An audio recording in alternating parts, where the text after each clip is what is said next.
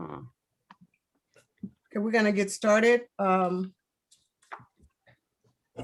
we're open. Okay, today is Tuesday, June 29th, 2021.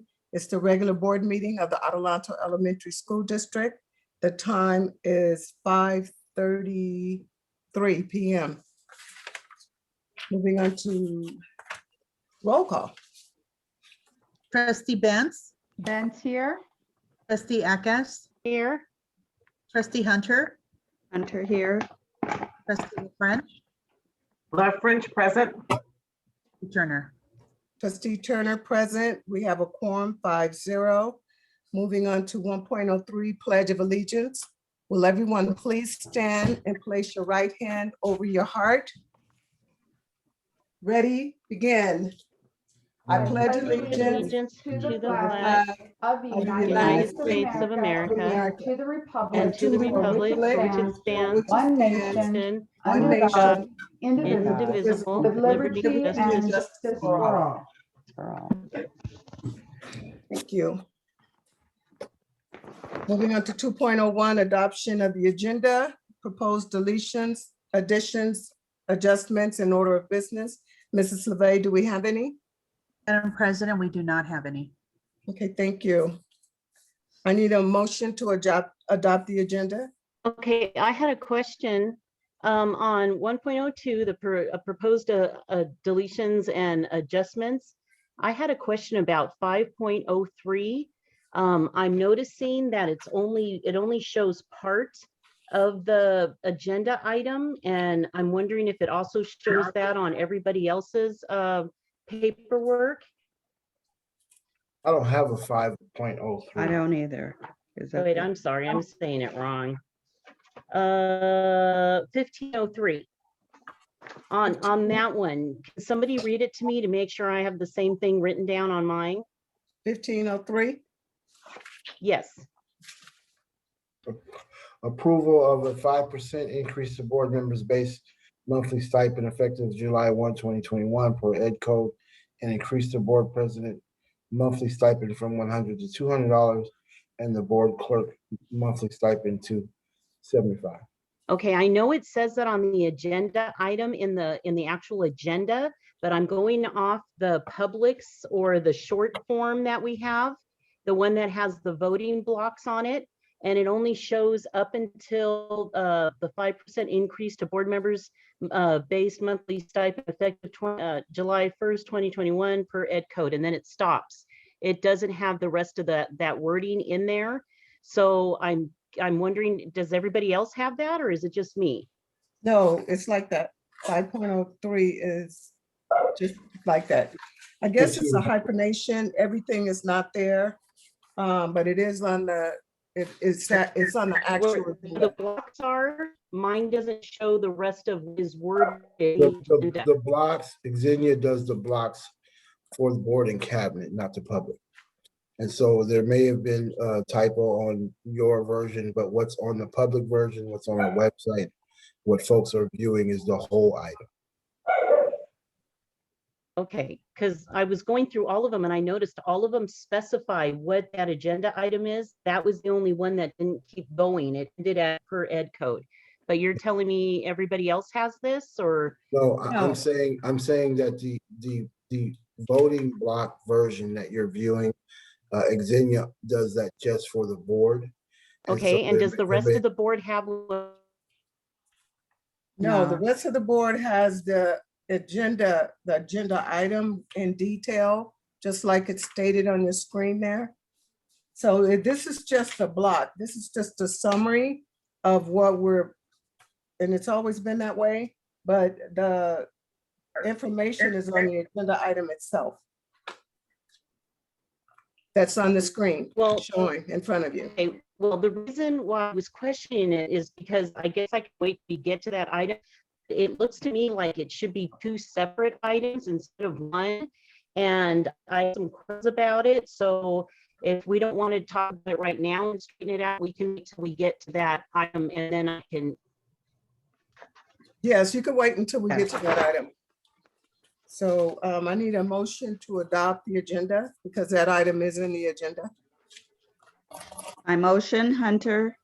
I have a motion by trustee Hunter. Is there a second? Benz, I second. A second by trustee Benz. Any further discussion? Hearing none, call for the vote. Trustee Benz, Benz, I. trustee Eckes,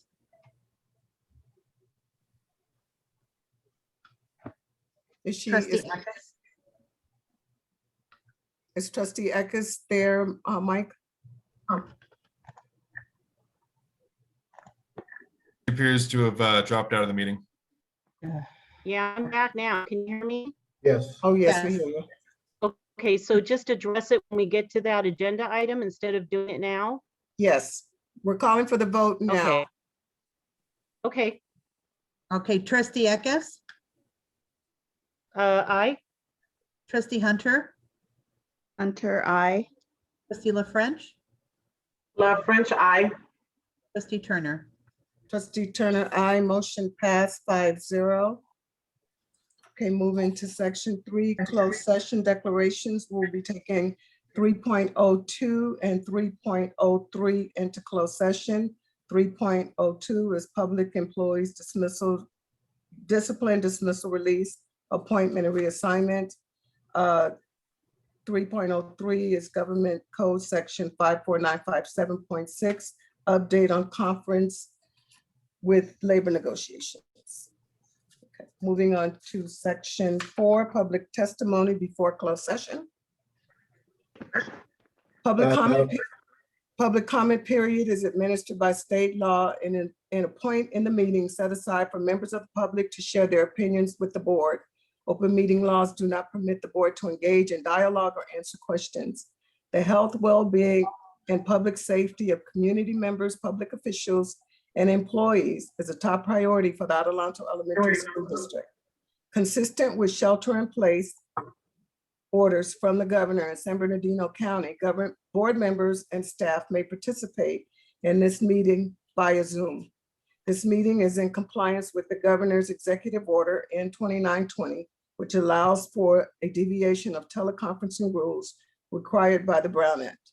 Likewise, in-person attendance at board meetings will not be permitted.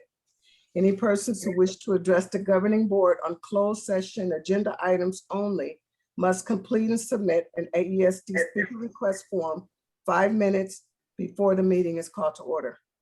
Individual speakers are allowed 3 minutes to address the board on each closed session agenda item. Board limit the total time for public input on each item to 20 minutes. With board consent, the president may increase or decrease the time allowed for public presentation depending on the topic and the number of persons wishing to be heard. The president may take a toll of speakers for or against a particular issue and may ask that additional persons speak only if they have something new to add. Dr. Mitchell, do we have any speaker rights? Do not, Madam President. Okay. Is there a representative from ADTA who wishes to address the board on closed session items only? No, there is not. And is there a representative from CSEA? No, there is not. Okay. Okay, so what we'll do is move on to section 5, recess to closed session. Can I get a motion? I motion Eckes. I have a motion by trustee Eckes. Is there a second? I second Love French. I have a second by trustee La French. Any discussion? Hearing none, call for the vote. Trustee Benz, Benz, I. trustee Eckes, Aye. trustee Hunter, Hunter, I. trustee La French, Love French, I. trustee Turner. Trustee Turner, aye. Motion passed 5-0. The time is 5:41. We are in closed session. Thank you. Thank you.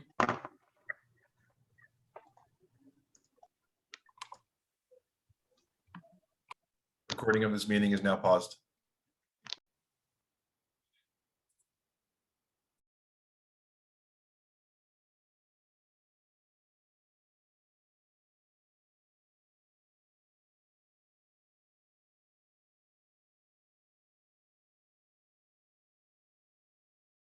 And 6, reconvene to open session. Can I get roll call? Ms. LeVey, could you unmute yourself? Sorry. There you go. Trustee Benz, Benz here. trustee Eckes, Here, trustee Hunter, Hunter here. trustee La French, Love French here. and trustee Turner. Trustee Turner here. We have a quorum 5-0. The time is 6:50. No, what is it? No, my watch is wrong. 51. 6 o'clock, 6:50. I'm sorry. Is it 5:50? 6:50? What time is it? 6:51. 6:51. Okay. My computer is off an hour. Okay, moving on to section 7, announcement of reportable actions taken in closed session. There's nothing to report out to closed session. Moving on to section 8, public testimony, public comment period for open session items only and non-agenda items. Dr. Mitchell, do we have any speaker rights? Yes, Madam President, we do. Pull those up. Okay, so the board invites Pamela Monge to address the board. Please unmute yourself. And we're trying to see if she's on. We're trying to figure out if this was a request from the last meeting or this meeting. So I'm just going to ask Pamela Monge, are you on? I'm not finding her on the participants list. Thanks, Mike. Okay, perfect. The board invites Yvonne Mateos. Please mute yourself. Thank you.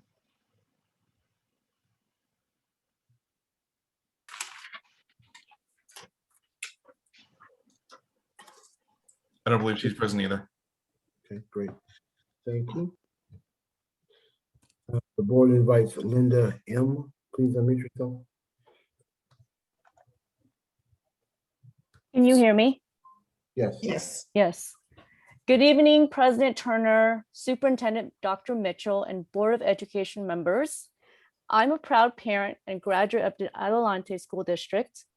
I don't normally tune into board meetings, but I've been doing so because I really like the discussions about reopening and the direction the school district is heading. Thank you, Dr. Mitchell, for your leadership. In looking over the budget, I'm very concerned that the district is doing deficit spending. At several meetings, I hear teachers coming on here asking for more money to increase their pay. The funds they're asking you to tap into are restricted funds and cannot go towards salary. It sounds like they're asking you to consider taking resources that are meant for the kids that cannot go towards salary and taking up this meeting and asking for something that can't be done.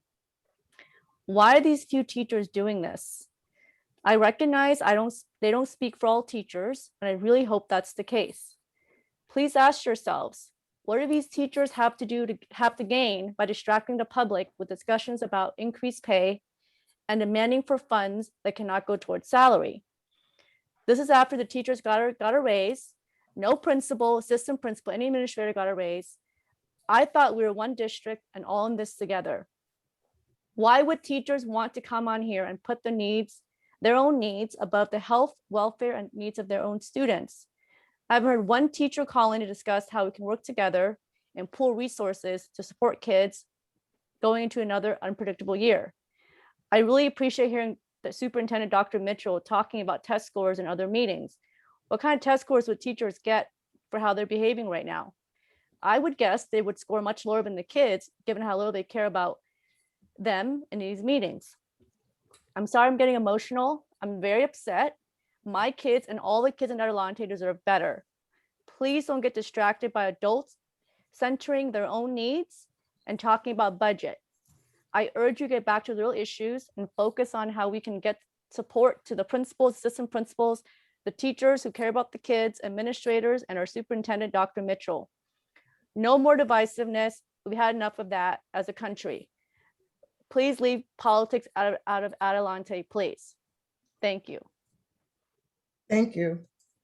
Ms. Him. Thank you. The board invites Diana Esmeralda Holt. Please unmute yourself.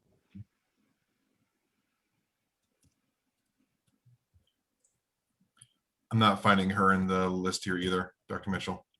Great. Thank you. And our last comment, the board invites Jennifer Rader. Ms. Rader, please unmute yourself. Thank you. Is Ms. Rader speaking for ADTA or as public comment? Public comment. Okay, Dr. Mitchell, you're probably sick of hearing this, but she's not in the meeting either. Dr. Mitchell, do you have a list from the last board meeting? Sound like some of those names that you mentioned was from last board meeting.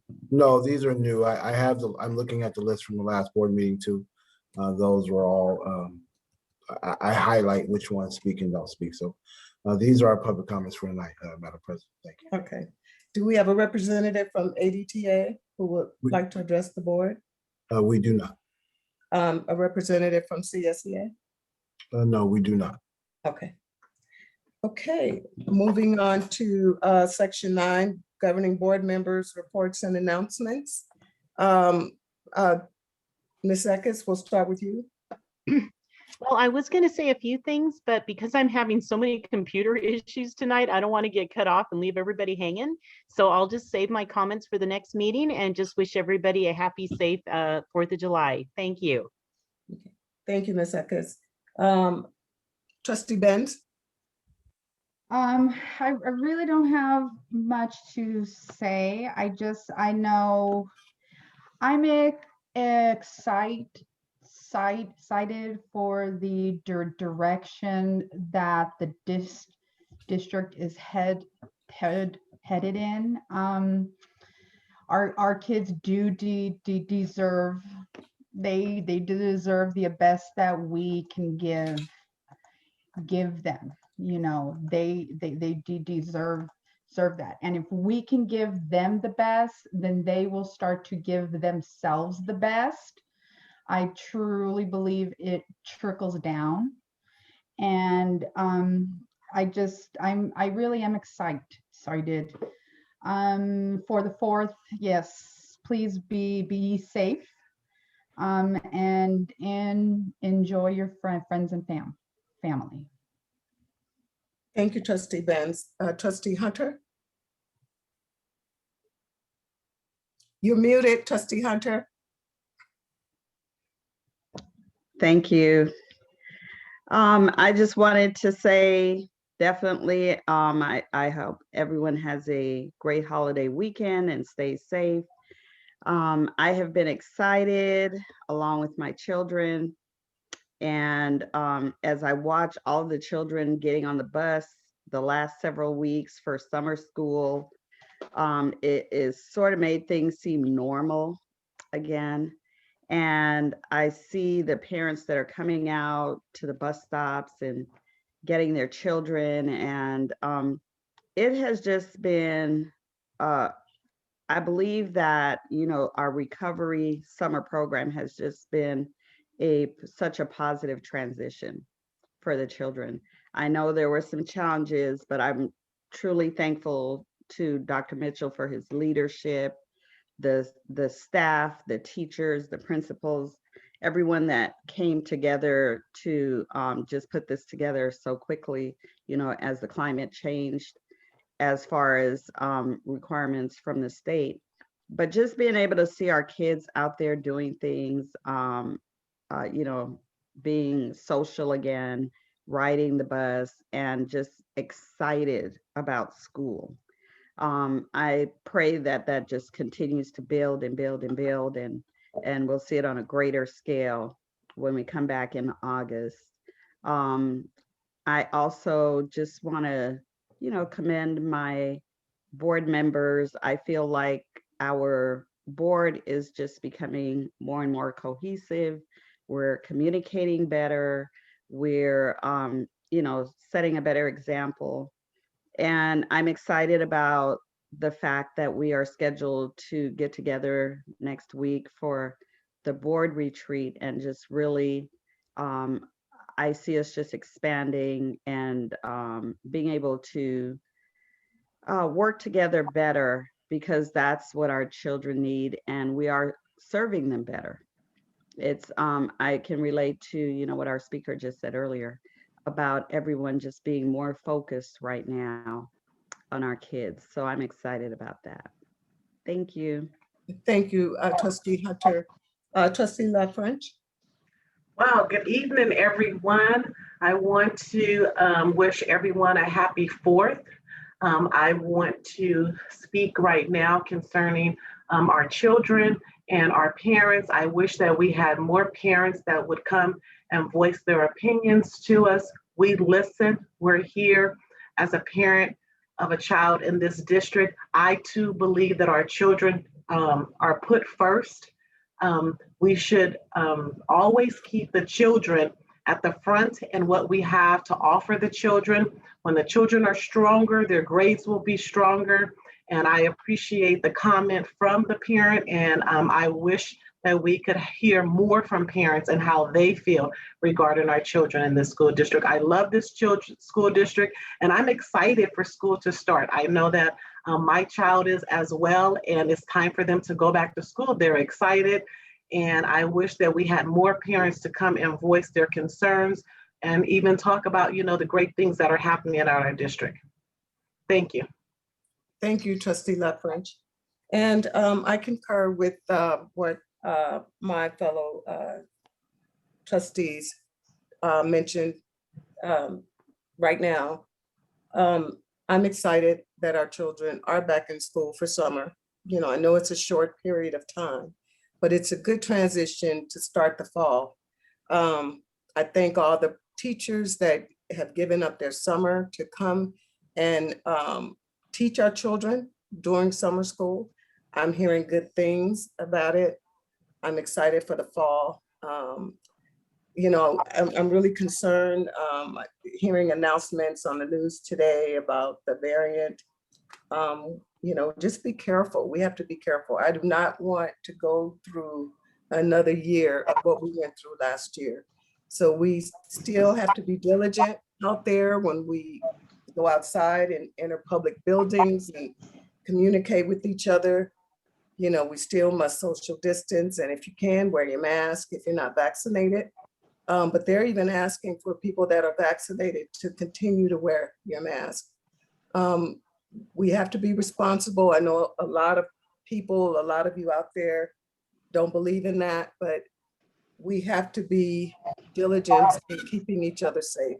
So if a mask can help protect us and social distance for 6 feet, then let's do that and continue to wash our hands. Let's do that so we don't have to go back into hibernation. I want this over with. It appears that COVID is going to be here with us, but we can control it. And it takes all of us to be diligent to do that. So with that being said, I want everyone to enjoy your holiday, stay cool, drink plenty of water, and be safe out there. And that's all I have. Thank you. Madam President, we do have Ms. Rader on. I know a couple of the board members have sent me a text to alert me that she's on. Would you like to allow her to speak for public comment?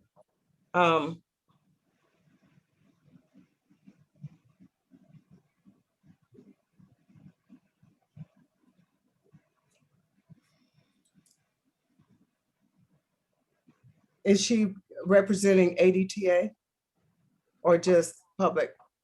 In her request, she does not note that she is representing AGTA. She's just speaking for public comment.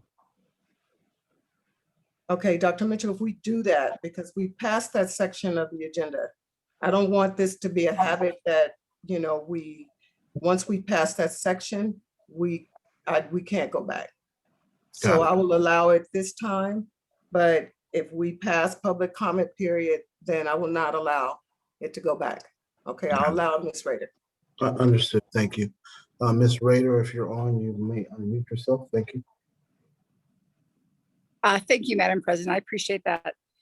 I'm sorry, I didn't have internet connection for a very short time. Okay, so good evening. This evening, I'll be sharing some scientific data with you, and this documentation will also be provided through email tomorrow morning. According to an article in the Everly Report, the author states, and I quote, "Much of the research prior to COVID and in the first half of 2020 concluded that masks were not effective for preventing transmission of aerosol viruses. Research has also shown that mask wearing can cause harm to the wearer. Unfortunately, like many issues, science and therefore policy can be influenced by financial and political interests. Since the middle of last year, many of authorities who originally stated that masks were unnecessary and ineffective flipped their position because of political pressure. With regard to safety, a relatively recent study has raised concern that masks may be causing damage to the human respiratory tract and may increase risk of viral infection. Micro nanoplastics from the disposable masks are respirated by the wearer, and respiratory infection is higher among those wearing cloth masks. From a study entitled Headaches Associated with PPE, 81% of respondents developed mask-associated headaches. Respiratory infection is much higher among healthcare workers wearing cloth masks as compared to medical masks. From the World Health Organization, at present, there is no direct evidence on the effectiveness of universal masking of healthy people in the community to prevent infection with respiratory viruses, including COVID-19. There is some evidence to support the wearing of masks during illness to protect others, but there is little data to support the use of masks to prevent becoming infected. Masks for all for COVID-19 is not based on sound data. Healthy people should not be wearing a mask. Dr. Brosseau, a national expert on respiratory protection and infectious diseases, gave the following commentary. We continue to conclude that cloth masks and face coverings are likely to have limited impact on lowered COVID-19 transmission, but because they have minimal ability to prevent the emission of small particles and offer limited personal protection with respect to small particle inhalation. I have more. I'm going to skip to the punch of what I'm trying to say here. There are people who've said it's harmless and it won't hurt children to wear masks, even if it's ineffective. But in fact, it's contraindicated and it may actually cause harm. Headaches, viral infection, and most importantly, psychological harm. Many people report claustrophobic experiences and difficulty getting sufficient oxygen due to the increased resistance to inhaling and exhaling. This can lead to increased heart rate, nausea, dizziness, and headaches, and several other symptoms. In a Belgian study, students wearing masks for 1 week, 16% reported skin problems and 7% reported sinusitis. Here's where it comes to teachers. Face masks prevent the mirroring of facial expressions, a process that facilitates empathetic connections and trust between pupils and teachers. This potentially leads to a significant increase in socio-psychological stress. And several studies show that long-term exposure to this stress leaves neuroepigenetic scars that are difficult to cure in young people and often escalate into mental health problems. My concern is not for myself. My concern is not for adults who have the choice. My concern is for our children. Putting masks on during school, indoors is one thing. Even the World Health Organization and CDC say that they should not be worn during sports or activity or PE or outdoors. So I know I'm short on time. I think I may be out over time, but thank you so much for the time. And I'll be giving you more information as it comes up. I just think as educators, we need to respect actual data and science and not cave to political pressure. And it's not that I don't believe in COVID. I totally believe in COVID. I had COVID in December. I'm immunized completely. And there's more about that too. I can send you that in your emails. But we're supposed to stand for scientifically proven hard evidence. And reports and studies and data emerge that contradict the public and media narrative. It's our responsibility to stand up and speak for truth. Our children's health is at stake. Remove the mask mandate. Thank you. Thank you, Ms. Vader.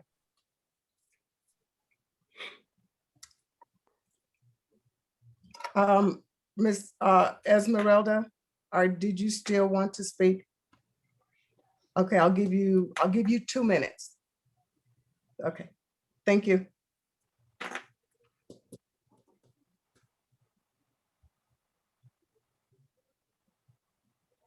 We still can't hear you. Could you unmute Ms. Esmeralda? She's already unmuted, Madam President. Okay. Can you unmute yourself? We can't hear you.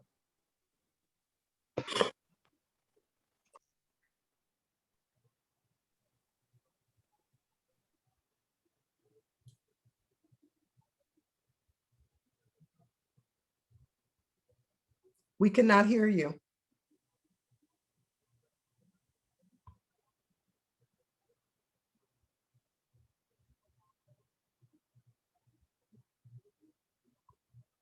Can you hear me now? Yes, we can. Oh, perfect. Thank you so much. This has been the problem the whole time. And I really appreciate you for listening to me tonight, honorable trustees.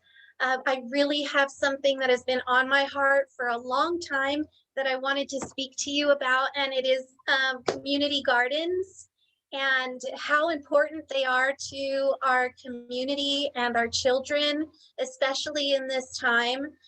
It's an outdoor thing. It is supported by our state. There are actually state mandates for this, that we would be able to have gardens at each school, and those fruits and vegetables that are grown can be used for salad bars and for children to take home to their families, and also sold at local farmers markets. We could create our own farmers market, which would be like super duper amazing. I would just love it. And I'm just really passionate about this. I grew up here and I went to Adelanto Elementary School, and my grandfather had fruit trees and we had chickens. This was before fowl were not permitted in Adelanto, so in the 80s. And so I just really believe that we could do a lot of good things this way. We could just do unmitigated good if we were to go and create gardens. I know that grass is one of the largest agricultural crops here in the United States, but it doesn't feed us. It doesn't have any benefit to us. And so in order to do that, we could carve out, part of a playground and have that. It's peppered throughout the school codes. I've noticed that there is a healthy initiatives and things like that. There's already a framework within our codes for us to just literally plant the seed and blossom. And I would just really love to be a part of that. And you can reach me anytime, 909-456-9087. Let's grow together. Let's do something great. I have people waiting to help, and I'm here just praying that you will take up the torch with me and we will do amazing things together. Thank you, Ms. Esmeralda. Thank you for that. That sounds exciting, but we're gonna have to move on. I allowed us to go back and I saw your hand up. So, I let you speak. Okay, that's really, really a great idea. Okay, we're going to move on to section 10, public hearing and sunshine proposals. 10.0, I won't read the procedure for public hearing. I'll move on to 10.02, public hearing for update developer fees. We'll start, Dr. Mitchell, I'll turn this over to you so you can give us a brief update, and then I'll open the public hearing. Thank you, Madam President. I'll turn it over to Mr. Kraus. Thank you. Okay. Thank you. Good evening, President Turner, members of the board and cabinet, and members of the community that are with us this evening. This study is done on a basis in order to increase the developer fees that the district charges a developer. So for example, if a developer comes in and wants to build a commercial building, they pay a certain amount per square foot. If they want to come in and build a residential building or residential housing, they pay so much a square foot. And this is statewide, so it's not just specific to Adelanto. And every year, the state allocation board meets and they decide based on inflation and other factors to either increase the rate or keep it as it is. But what we as a district have to do is to do a justification study. We do a resolution to increase those fees to match what the state says that we're eligible to collect on. And then those fees, if approved by the board, the increase, go into Fund 25. And it's a very restricted fund for developer fees. They can only be really used if the district is growing and we're adding on to a school, for instance, or we're adding portables at a school site. So very restricted funding, but I can tell you that there has been a tremendous amount of growth in residential building in Adelanto and in the high desert over the last several months. We have seen a huge uptick in developers paying developer fees. And this is just the normal part of their process before they can get their plans approved by the city or by the county to build. They have to pay a school district certain amount of the fees per square foot. And so this evening, the public hearing is just to, in case anyone has any comments on the fees. But again, it's a annual or perhaps every 2 years, depending on when the fees are increased. If the district does not increase the fees when the state does, we potentially would lose out on that increase that other districts will, their boards may approve or not approve a increase in the fee. So again, this is a positive for our district, and it's a positive that there's a lot of building going on as well. So we're excited to see that. If you drive around the district, you will see a lot of housing being built right now. Thank you, Mr. Kraus, for that. I'll open the public hearing. The time is 7:15. Trustees, do you have any comments? Do you have any questions? I am excited that we are bringing up the fees and increasing them the way they should. I feel that this has been kind of neglected in the past, and which is a shame, because it does bring in income to our school district and allows for us to grow. And Mr. Kraus, I want to thank you for that and spearheading that, so that we can maximize what we should be doing for our kids. Thank you, Trustee Benz. Any other comments or questions? I just want to say thank you. The same thing, Michael, for picking up that torch and getting the information and seeking out that extra money that we need for our children. Thank you for doing that. Thank you, Trustee LaFrench. Trustee Eckes, do you have any comments? Oh, I was just being sarcastic. I noticed the traffic. We're getting a lot more traffic. I don't know if anybody else noticed. I wish they would make the roads bigger, but it is exciting to see all the building. I know it's going to bring more families up here and more students to our district. So it is very exciting. And I do thank our CBO for all the hard work that he's doing. It's very exciting to watch the process. So thank you. Trustee Hunter? No comment. I just am in agreement with my other trustees, and it just seems like everything is moving quickly. I was sharing with Dr. Mitchell that I just see that our district is on such a trajectory right now, and things are moving swiftly, and that is exciting. That is exciting to see. Thank you for your work. It really is. And again, thank you. I know later in the agenda at 15:04, and trustee, you all received the school facility fee justification report, and Mr. Kraus, you will be speaking on that a little bit later. It also talk about our growth and what we plan to do in the future. So again, thank you for that report. I will close the public hearing. The time is 7:19 p.m. I'm sorry. Is there anyone from the audience who may have a question on this or need more information? Because that's what this is, right? It's not just for us, it's for them too. Absolutely. We do not have any public comment statements, but certainly if you're online with us, please raise your hand. We'd be happy to unmute you. I that, just Trustee Benz. want to make sure that the public knows that they can speak at this time on this item. Okay, I'm looking through. I don't see any raised hands at this point. Okay. So I'll reclose it at 7:20. Okay, moving on to section 11, adoption of the minutes. Board minutes approved as written and order file board meeting of June 15th, 2021. Can I get a motion to approve the board minutes? I motion Eckes. I have a motion by trustee Eckes. Is there a second? Benz, I second. And a second by trustee Benz. Any discussion? Hearing none, call for the vote. Trustee Benz, Benz, I. trustee Eckes, Aye. trustee Hunter, Hunter, I. trustee La French, Left French, I. trustee Turner. Trustee Turner, I. Motion passed 5-0. Moving on to section 12, consent agenda. We will be taking 12.02 through 12.26.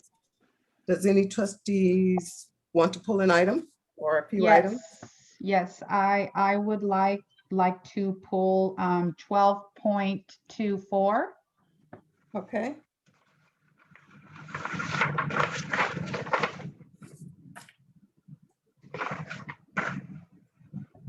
Is that it, trustee Benz? Yes, ma'am. Any I'd like others? to, I'd like to pull a 1218. Okay. Trustee La French? No, my questions were answered by Dr. Mitchell already. I'm good. Trustee Hunter? No, none. Thank you. Thank you. Okay. So we will be pulling 12.18 and 12.24. Can I get a motion to approve the remaining consent agenda? I motion, Hunter. I have a motion by trustee Hunter. Is there a second? Benz, I second. And a second by trustee Benz. Any further discussion? Hearing none, call for the vote. Trustee Benz, Benz, I. trustee Eckes, Aye. trustee Hunter, I. trustee La French, Left French, I. trustee Turner. Trustee Turner, I. Motion passed 5-0. Okay, so we'll be taking 12.18, and that is approved purchase orders and warrants. Trustee Eckes, you pull that item. Can I get a motion to approve? Did we So we can get skip into- Miss Benz? No, we'll go in order. Yours is first. I thought mine was last. No, hers was 12.24. We're gonna go in order. You pull 12.8. Oh, I thought hers was 1204. It's No. 24? Yeah, 24. Okay, I'm sorry. Yes, I wanted to pull 1218. no, I need a and I have motion. other people vote. I need a have to motion. I need a motion to Right. get into discussion. Okay, I will motion so that we can have a discussion on this item, or we're just gonna sit here. So Okay. Benz, I motion. I have a motion by trustee Benz. Can I get a second? I second Left French. And a second by trustee La French. Okay, now we're in discussion. Trustee Eckes? I just wanted to pull it to vote on it. Okay, no questions? No. Okay. Anyone else have questions? Any other trustees on this item? Hearing none, call for the vote. Trustee Benz, Benz, I. trustee Eckes, Nay. trustee Hunter, Hunter, I. trustee La French, Left French, I. trustee Turner. Trustee Turner, aye. Motion passed 4-1. Okay, we'll move to 12.24, certificated resignations for the purpose of retirement. Can I get a motion to approve? Benz, I motion to approve. I have a motion by trustee Benz. Is there a second? Eckes, I second. And a second by trustee Eckes. Okay, we're in discussion. Trustee Benz? Okay, so I just wanted to pull this up because I really did want to thank our teachers for their service to our district. They were here for the long haul, and Mrs. Calvo Roth, when she has spoken to the board, her passion and love for her kids has shown through in every word she has spoken. And I appreciate the heart she put into our work, into our kids. And she is greatly appreciated, and that's really why I pulled that. I just wanted to publicly say thank you. Thank you. Any other comments? Yes, Yes. Madam Yes, this- President, if you can, I'll wait till after the board speaks. I just want to speak to this matter as well. Thank you. Okay. Trustee Okay, Eckes? this is, yes, Trustee Eckes. Yes, I agree. I think we should honor all our retirees. They're all amazing. And personally, I would like to see us throw some type of retirement party at the end of the year. Something just to recognize them, bring them forward and let them know how much we love them and care about them. A lot of these teachers have been here 20 years, if not longer, and they just deserve so much more than just a goodbye or just their name on our agenda. I would really like us to see us do something for them as a board or a district. I know their school sites are probably doing things for them, but I really think they deserve so much more. They're just wonderful people, and I'm going to miss them deeply. So I don't know if the board has any plans or the district, but it would be nice to do something for them to recognize them, if not a party, maybe have them come to the board meeting and just thank them for their years of service. That's all I wanted to say about that, but thank you so much. Thank you, Trustee Eckes. Any other comments? Trustee La French? I just want to say thank you for your years of service. We appreciate all that you have done for our school district, for our children. And I agree with Benz and Holly. Maybe we can do something, in order to bring everyone to let you know how much we appreciate your services here. And thank you for pulling that, Benz. Trustee Hunter? Yes, no further comments, just in total agreement with my trustees on this subject. Okay, and Dr. Mitchell will address this because he do have a plan for this. But I would like to say at the last board meeting, we did have a retiree for 41 years, Mr. Jeff Stearingston. I know I'm not, I just messed up, just brutal that last name. But I'll let Dr. Mitchell, I won't get into it, but I'll let Dr. Mitchell explain and talk about what he plans to do for our retirees. Ms. Roth, I'm gonna miss you. I enjoy going to your classroom and during the past years. You're passionate with your special education students. I'm so happy that we've had you for as long as we had you with our very dear and delicate students. And, I have a picture in your classroom that I look at all the time. And I just appreciate everything that you have done, as well as all of our retirees. It's time, to take a break.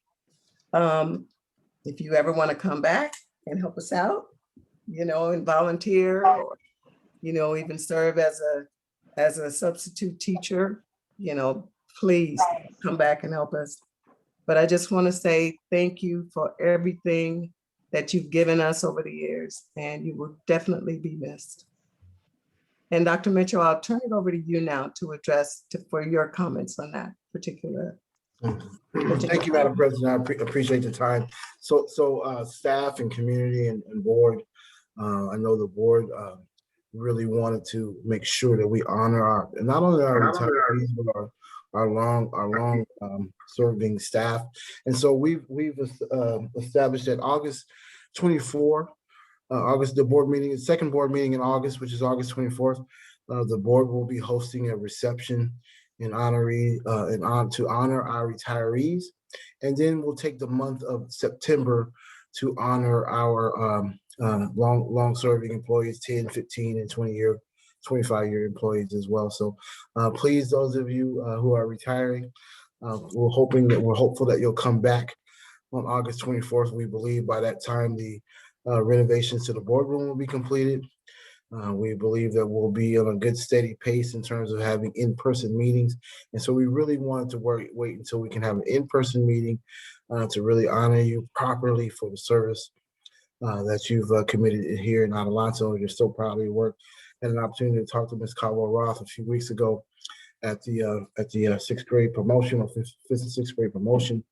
And she shared with me that she was retiring, and I offered to Same thing that Trustee Turner did would be glad to have her come back and coach teachers and work with kids, and just want to take full advantage of her years of service to the district and have that benefit our young and up and coming teachers, as well as our veteran teachers. I just think that you have just a huge history with the district, as well as I'm sure you have plenty of tricks of the trade that you only learn through experience. The classroom can only teach you so much in terms of the teacher education programs, but that wealth of knowledge that our veteran teachers have, we want to be able to share that with our new teachers and have you continue to impact the lives of Adelanto students. So thank you for your service. We're hopeful that you'll return so we can see you in person and honor you properly on August 24th. Thank you, Dr. Mitchell. Thank you. And thanks again, Trustee Benz, for pulling that. Okay, moving on to section 14, staff We reports and have presentations. to vote. Oh, We need to do? take the vote. Oh, on I that do- particular item, yes, we do. Vote. Roll, call for the vote. I have a motion by trustee Benz and a second by trustee Eckes. I'll take the vote. Trustee Benz, Benz, I. trustee Eckes, Aye. trustee Hunter, Hunter, I. Sheila French, French, I. and trustee Turner. And Trustee Turner, aye. Motion passed 5-0. Okay, now moving on to section 14, staff reports and presentations. 1401, the district will present an overview of the 21 through 2024 local control accountability plan, LCAP. Dr. Mitchell? Thank you, Trustee Turner. Let me pull this up and share my screen briefly and just walk through the highlight. I want to share with the board the planning process that we took to revise and revamp our LCAP for the next 3 years. It's going to have a huge impact on the work that the board does, the work that the cabinet does.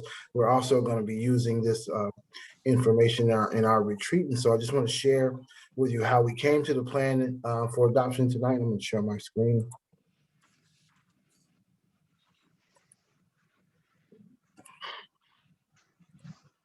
All right, can you all see the PowerPoint? Thumbs up? Yes, Dr. Mitchell. Perfect, thank you. So tonight, board, I just want to share some of the highlights of the local control and accountability plan for the next 3 years. I wanted to start off by setting the stage. I shared this at the last board meeting of what we face as a school district. This is just a brief overview of only 2 metrics, 2 of many metrics that are important to us as a school district. Here's what you see is our last CAS data back in 1920. And you'll see that AESD has 28% meet or exceeds in English and 17% meeting or exceeding in math. And you'll see the state comparison at 51 and 40. The San Bernardino County school districts, which there are 33 school districts in the San Bernardino County school system, 45 and 31. And then I've done some local comparisons: Victor, Apple Valley, Hesperia, Barstow, Oro Grande, Silver Valley, and then some aspirational districts, Redlands, and then I also put San Bernardino City Unified. I put San Bernardino City Unified as a large district comparison. Their unduplicated count is 91%. Ours is 86. That means that 91% of students live in poverty in San Bernardino City. 86% of students in AESD live in poverty. 86% of students in AESD live in poverty. So this is just a starting point. We have work to do. I'm confident in the staff we have, and the teachers that we have, the leaders that we have, that focusing our efforts could really get us some great gains. And so we have the LCAP will represent our theory of action. How you allocate dollars shows where your priorities are. And so when you have scores like this, it really speaks to the instructional environment.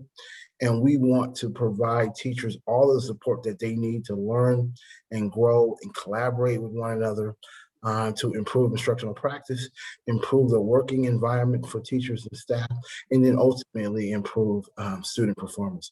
So we know that that student performance is directly tied to the skill, knowledge, and mindsets of our classroom teachers, as well as our school leaders. And so earlier in the year, you heard our schools share their professional learning and collaboration plan. So we have 2 data sets that we've used to create the LCAP. One is that I asked all principals to work with their schools to get feedback from teachers about what they were interested in learning about to improve their classroom performance, and what they were interested in saying, hey, what do I need to learn in order to improve my skills to provide better service in the classroom. And so schools developed a professional learning and collaboration plans, a very heavy investment in teacher learning and in collaboration, focused on the practice of teaching.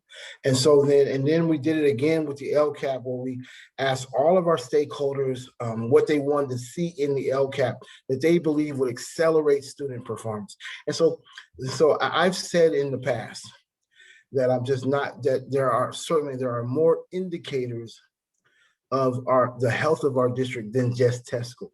But we don't want to ignore test scores. It would almost be like if we chose to ignore test scores, it would be like entering into a pie baking contest where you ask the judges, hey, judge my pie on appearance but not taste. And so that would be ridiculous notion, is just as it is that these test scores are important and indicates the health of our district. And so this is just setting the stage and as a starting point. I shared at the last board meeting that our students, of course, are bringing in serious gaps in learning. Many of them are being raised in very challenging environments, but we see from our peers and from other districts that I've shown that kids living in a similar situation are performing better. I believe that we can. I also want to say too, that in every school in our district, we have teachers that are creating high outcomes for the students that they serve.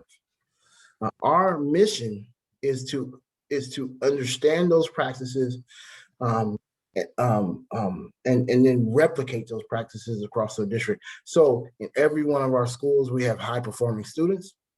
In every one of our schools, we have high performing teachers and staff. And in every one of our schools, we have high performing leaders. The issue is that we have pockets of excellence. And so our mission is to increase and replicate and learn from one another on the strategies that folks are using to be successful with students. And so one of the obligations that we have is to provide intervention to students who have significant gaps in learning. So that's an intervention model. So with an intervention model, you disaggregate data, which is a trailing indicator. Trailing indicator means that it's a test and you can't go back and retake the test. So CASP is a trailing indicator. Attendance is a trailing indicator. Suspension is a trailing indicator. We can't do anything about it. The data is what it is. So what districts do in the past is, hey, you take data to figure out who's underperforming. You create student intervention groups. And then what you get from that is an improvement, a short-term improved outcomes for those students. This is necessary. Intervention is necessary, but is not sufficient. It is necessary, but not sufficient. That you can't improve student outcomes at scale by using only an intervention model. What we need to be focused on is doing more capacity building. So then when we do a data analysis, it's not on test scores, it's on actual instruction. So that we're assessing the quality of instruction and the supports that teachers need to provide high quality instructional practices in their classrooms every day.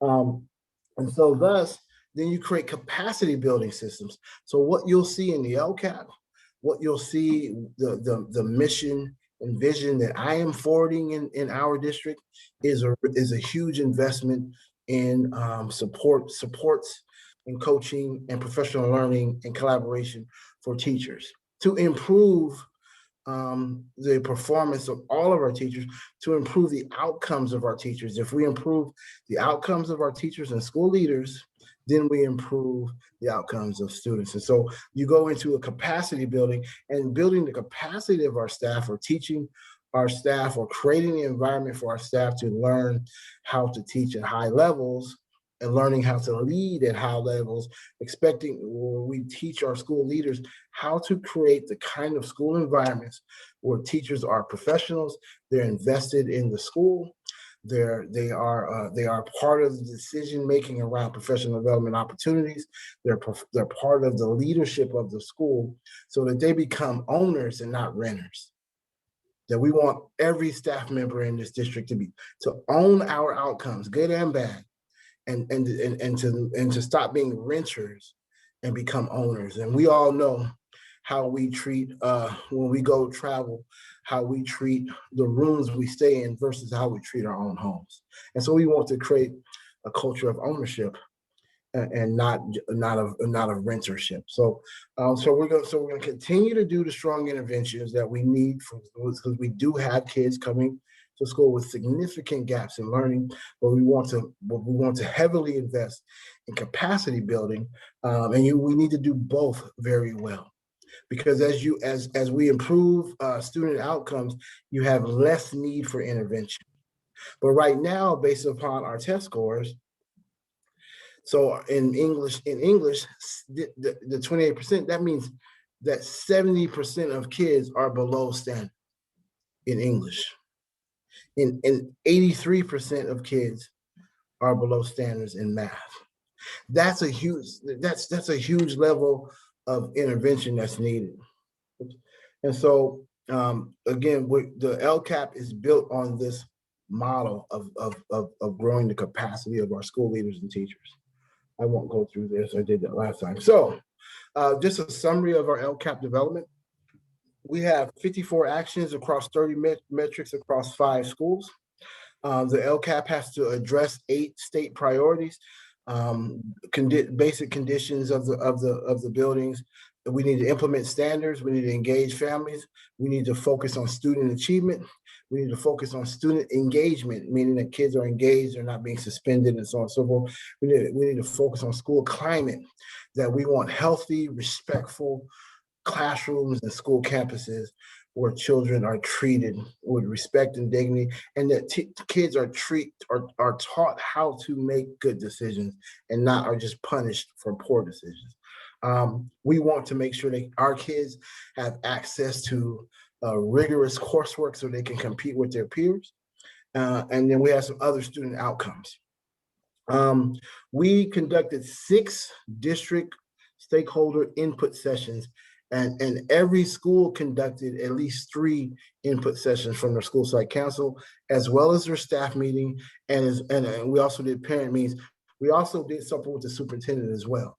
So we asked every member of our stakeholder community to give us feedback, and the question was simple: what programs or services or opportunities do you think that the district should offer to accelerate student performance? And we received a whole lot of information. So we believe that the LCAP that we produced has the fingerprint of all of our community stakeholders. This gives us, so what I'm going to be talking to the board about in our retreat is sharing the feedback that we've gotten from our administrators, our classified staff, our certificated staff, our union leaders. We engaged everyone, as well as our parents, and we also asked principals to engage their parent committees at their schools. And so we received 444 responses according to these questions, and these were the major trends. Folks said, hey, we need to provide training for teachers, that we need to increase opportunities for parent involvement, that we need to address the social emotional needs of students and staff.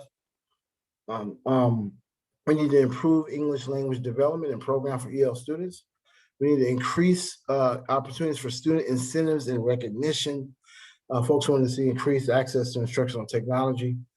We want to provide more opportunities for teachers to provide their own tutoring. We want to make sure that kids have extracurricular activities to do.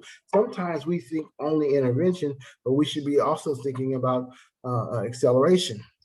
So what about our kids who are interested in very different things and really tapping into our kids? We have a sizable group of kids who are doing exceptionally well in our schools. And sometimes we overlook that high achievement because the brain is wired to look at low performance, and we ignore all the kids on the right side of the continuum of achievement, and we focus our efforts on the lower side. But sometimes we forget about those high achieving kids that we got to continue to engage and provide extracurricular activities. Providing supplemental programs for learning and intervention. And then we definitely, we heard loud and clearly from our parents that we need to increase and improve our home to school communication. We have 5 goals. The first goal, of course, is focused on student achievement.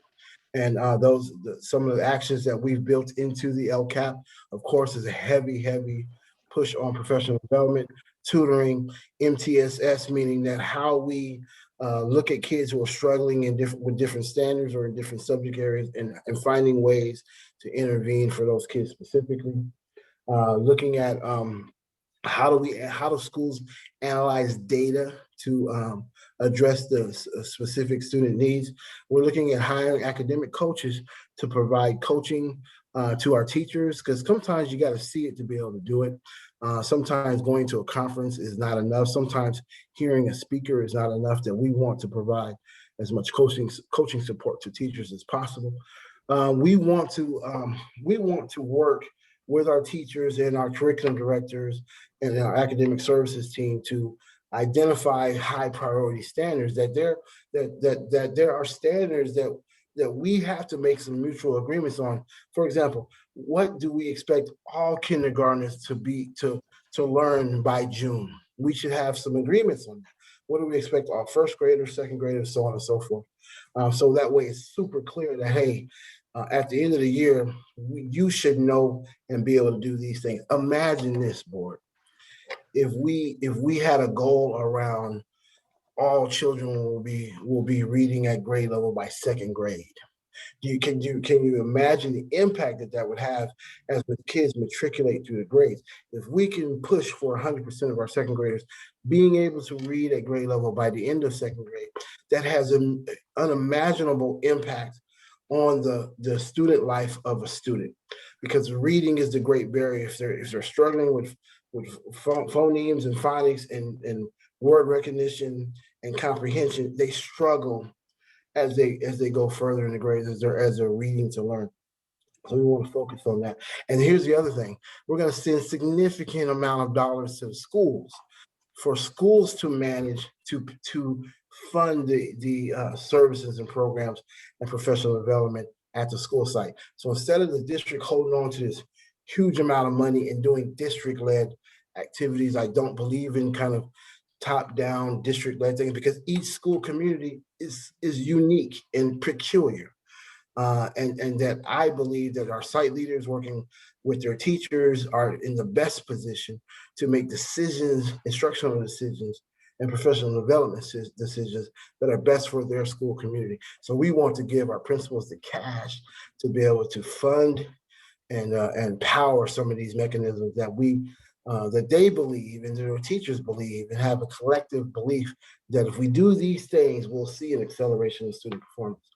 Goal 2 is around social emotional supports. We know that our children are going to come to school in August with some significant deficits, especially after being off a year. We know that our children here in Adelanto, many of them are suffering some emotional traumas. We know from the research in mindfulness that most adults are walking around with childhood traumas that are playing out in their day-to-day activities. And so we want to be able to provide SEL and supports, social emotional and learning supports for our students and staff, so that they can, so our children learn how to make positive choices. So our children know how to be reflective about their behaviors, how their behaviors impact other people around them. Because we don't want to just slap your hand and punish you for making poor decisions. We want to help kids understand why their actions was a poor decision, what impact did that poor decision have on their peers in the classroom environment, and what could they do next time to make a better, more positive choice. That's how children get better. They don't get better just by punishing every poor act that they do. Now, suspension and discipline is necessary, but it is not sufficient to keep kids from making the same poor choices over and over and over again. Goal 3, we want to do a better job of engaging our parents. We want to provide training for parents that's relevant to them. Sometimes, you know, and I've been a school leader for a long time, sometimes we think we know what parents want, and we have to do a better job of asking parents, what do they need? We want to create an environment where we help parents establish a culture at their home that supports the efforts of the teachers in the school. So we don't need parents to become reading experts or math experts, but there are things that parents can do to create a college going or high performing culture at home that is supportive of the efforts of the teachers. We want to encourage our teachers and school leaders to problem solve with parents, to meet parents halfway, to involve and engage parents as partners in the education of their children. Because as I've said this 1,000 times, that parents are sending us the best that they have, and we should be partners. That the teacher and the parent are co-parents of that kid and are equally invested in the success of that child. And this should not be an adversarial relationship. And we know sometimes a kid can give a teacher a hard time, but best believe that parent knows the challenges that their child has. And there's a way that we can create a talking, supportive relationship between the school and the parent that actually is to the benefit of the child as opposed to being adversarial to the child. So we want to focus heavily on parent engagement and involvement. We have a significant amount of English language learners in our district. Their performance is well below the county average, well below the state average, well below our peers in the high desert as well as throughout the county. And we want to focus heavily on teaching our teachers how to provide effective, high quality ELD instruction in our classrooms to accelerate the performance of our English language learners. And then lastly, goal 5 is the state mandate around we're going to maintain sufficient instructional materials. As I said, all of our adoptions going forward will be electronic adoptions. So the days where kids are walking around with 50-pound backpacks, it's over, it's antiquated. We want kids to have electronic tools that are translating in Spanish, that are reading to them, that are having graphics. Because think about it, the smartphone, it's just that our kids are tied to electronics. Like the presentation of material and information has to keep up with the change with the instructional technology that's available to kids. We think that our instructional materials should reflect that. We think that that higher ed instructional materials will be a better hook for our kids to keep them engaged and sustain their learning throughout their learning career. And so, so that is just really some highlights of our LCAP plan. Again, I want to state that we've engaged every facet of our community, including the board. And I believe that I've got everyone's fingerprint on this plan. It'll be our plan for the next 3 years. And of course, the LCAP is fluid and we can change it anyway. We're going to have metrics that give us some milestones about how we're progressing throughout the year. So we can shift the money, we can do other things. But the whole idea is that we can't have low achievement and high balances. It makes no sense. I want our leaders to be creative and innovative and progressive and try things out, do whatever we have to do to raise student achievement, because we have a moral imperative here that our schools have to work for this community. Our families have to be able to send their kids to our schools and have the reasonable expectation that we will do our best to help their child meet their potential. Their lives are on the line. That if our schools don't work for this community, what will? And so this plan reflects that commitment. And so you'll see, we'll talk through this in depth during our retreat next week. We're looking forward to that. I've structured my evaluation around the LCAP goals. I will structure the cabinet's evaluation around the LCAP goals. I will structure the principal evaluation around the LCAP goals. So we're going to fully align everything to what this community has asked us to get done through the LCAP. And so I want to thank our LCAP team. We've had some principals and our district staff really work hard over the last month or two, 2 or 3 months actually, to develop this LCAP. We're proud of what has been produced because it is reflective of the thoughts and mindsets of the people that we serve. Happy to take any questions. Thank you. Board, do you have any questions regarding the presentation or any comments? Let's start with you, Trustee Hunter, because you're at the top of my screen. Okay, no questions. That was, a lot of pertinent, valuable information, and thank you so much for the presentation. It covered so much and answered, a lot of the questions that I had. I particularly was focused on what you shared, Dr. Mitchell, about capacity building.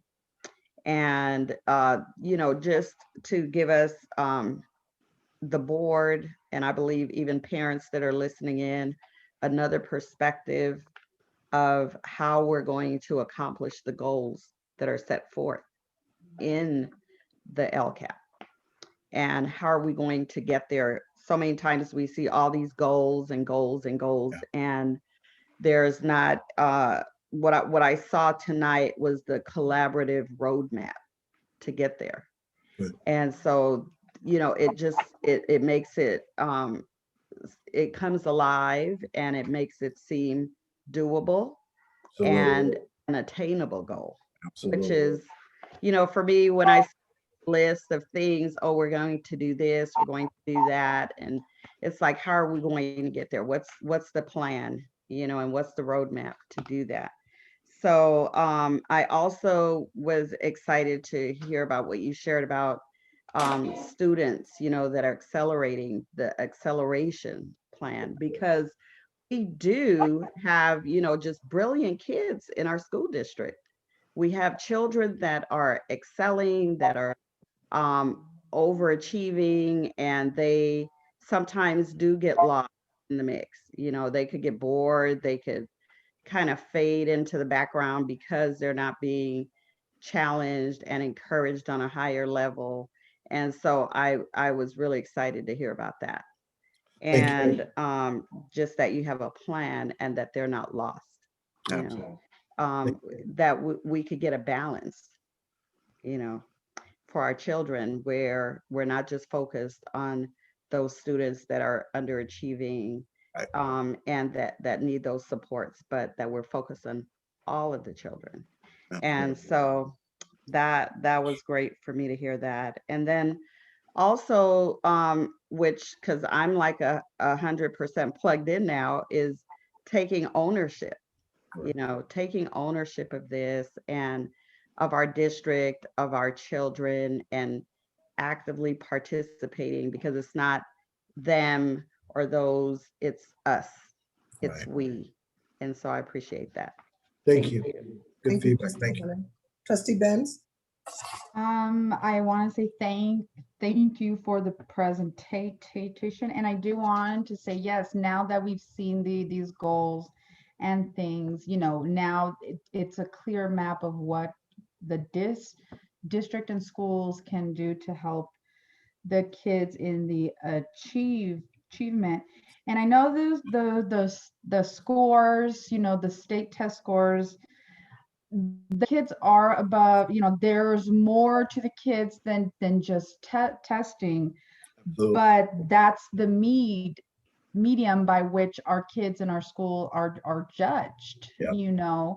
And so to disregard the test scores, it's kind of, you've got a leak, but you're not going to tend to the leak. You're just going to put a basket in front of the leak, and then just go about your business. I like that. My kids went to San Bernardino city schools, and my oldest went to Salinas, which they had their gate track, you know, where the kids that were tested high were put in a class and they moved up. Have you thought that you may do that here for our district, so that though those kids on the right can get, you know, the challenges that they need? Absolutely, yes. And so that, yeah, addressing our GATE students, and sometimes they are sorely overlooked, our high achieving students. We just almost forget about them because there is a heavy focus on our underachieving students, as it should be. But I think we can do both. I don't think either or. Okay, also, I wrote a note here. Yeah, that was my one thing, was that, you know, because they are overlooked, and I just want them to, you know, to also reach that capacity that they can learn, you know. But I like I said, and I will saying that how excited I am to see the direction that our district is going, and I'm excited. Thank you. Thank Thank you. you, trustee Benz. Trustee Eckes? No, I don't have any comments or questions. My computer keeps cutting out. I'm sorry. Oh, I'm sorry to hear that. Okay, trustee La French? Okay, so I read over this and I was waiting for this presentation because I wanted to see how this was going to unfold. And of course, you did not steer me wrong. I was glued to every word that you said, and I give you a very hard time because I say children, children, children, children, children, children, because I am a parent first, and I advocate, and you take it all in. And right now I am so excited because to have the goals set and to have them all, when you tell me all the time, you take me from one point and you bring me over and you show me how they all connect. And I, in return, say, what about the children? What about the children? Yeah. I cannot say enough to say thank you and for me to watch this unfold. I believe in you. I say it all the time. And do I give you a hard time? Yes, I do. I appreciate how you laid this out. And I'm going to sit back and I'm going to say my prayers, and I understand how it all comes together. And it is hurtful. I think that I said last time I cried a little bit. It is hurtful when I see the numbers. But to hear your plan and your heart and what you have set for our school district, I might cut you a little bit of slack next time, just a little bit. No, I've grown from our dialogue, Trustee Love French, just sincerely speaking, and so I've learned from what you wanted, and it's been helpful to me. So I appreciate, and just know that your fingerprint is on this plan as well. So thank you. Thank you very much. We're on the roadmap to success. Nice. Appreciate it. Thank you, trustee La French. Thank you. And you know, looking at this plan, since LCAP was implemented back in 2014, every year we approve this plan and talk about what we're gonna do, and then I believe it just sit on the shelf. Yeah. Like trustee Hunter said, no roadmap of how this plan will be implemented. You know, and as I spoke before in a couple other meetings, this should be updated. We should get a report on how we're doing with our LCAP at the board meeting. So I am so glad that we have a person overlooking. We're going to get a person to overlook this and bring it to everyone's attention. Okay, we said that this is what we're going to do. We got money to do this. Are we doing it? How are we spending it? Looking at our budget, you know, training our teachers. What I liked is to hire academic coaches. I know you mean within, because Yes. I want our teachers to be academic coaches to each other. I like the fact that you're saying you're going to put money into the school, so they could do and get the programs that they need for their students. You know, and claim it and own it, not rent it, own it. I like that term, own it. Let everyone buy a share in the school and make it successful for our students. School climate is important, involving our students, you know, so they could set the tone for their school instead of always getting suspended and like you said, you know, punished. Yeah, suspension is needed in some cases, but we have to also train our kids up. This is what you did. How are we going to make this better? Let's talk about it and give them the programs that they need. We got professional development for teachers. We also need professional development for students so they can grow to be successful in life. I'm loving this. For the first time, I see our district going in a direction that I envision for this district, you know, and back to our GATE students. Yes, we produce some outstanding and remarkable kids out of this district. I can attest to that for my grandchildren that's going through this district. And my granddaughter, she's graduating from high school. This is her senior year at University Prep. She has a 4.0, I don't know, A+ student, you know, taking AP classes. She didn't get that in high school. She got that here from kinder to the 7th grade, because I put her there in the 8th grade so she can get in. But she got her foundation here. Right. Our students are in our district longer. They're in the elementary district longer than they are in high school. Absolutely. You know, so what we do here is very important. And, you know, our teachers, you know, they're only as good as we let them be and how we train them up. You know, looking at those numbers, I know our teachers are not just looking at those numbers saying, oh, well, that's just the way it is. No, that's what we've been giving them in the past. Mm-hmm. So when we develop a plan and follow through and have them buy into it, we're going to just blossom. We're going to blossom, but we got to get the word out there to our parents to trust us with their students, because when they see this, they go on great schools and see this, then that's why we're seeing buses in our district taking our kids, uploading our kids out of here, taking them someplace else.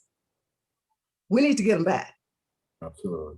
We got to get them back. And I know that if we put the word out there and we do what we need to do, show that we're working this plan, and that it's by the time at the end of the year, this is gonna not be this in the same condition that it was when we put it on the shelf. It's gonna be like your Bible, a raggedy, you could tell the pages are worn and torn and taped back up and glued together. And that's what I wanna see. So I'm really happy with this report. I feel that we're headed in the right direction. And again, the last year was real tough, but I see that with our new leadership team, I'm looking forward to great things. Thank you. With that being said, I need a motion to approve the LCAP. Well, we'll do that in on 1502, but certainly you can bring it up now. Where am I? We're at on 14. 1401. 1401. So excited. Okay, let me go back to 1401. Okay, moving on to 15, new business. 1501, business services, approved the 2021-22 budget and multi-year projections for 22, 23, 23, and 24. Dr. Mitchell? Thank you. And so, as you know, we presented the multi-year budget at our last board meeting. And so just want to give an opportunity for Mr. Krause to give me updates. Thank you. Yes, thank you. Good evening, members of the board and community that are with us this evening. Since the last board meeting, when we presented the preliminary budget, there has not been any changes until this morning when the governor agreed to some parts of a budget. He has not officially signed the entire budget. And so we anticipate bringing back a 45-day revision of the budget at some point when it's finally finalized. There are also several trailer bills that you may be reading about through CSBA or other means and methods of communications out there throughout the state related to the final fiscal implications for school districts. But overall, we believe they will be positive as we move forward. But again, very rare that districts do a 45-day budget revise, but this is not a very unique year. This is a very unique year in that a lot of things are different. So we definitely will be bringing that back for the board at that time. But for right now, the budget is basically the same as it was when it was presented at the first board meeting in June. Thank you, Mr. Kraus. I need a motion to approve the budget and the multi-year projections? Benz, motion. Okay. I have a motion by trustee Benz. Is there a second? Second, Love French. A second by trustee La French. Now we're in discussion. Board, do you have any comments or questions regarding the budget?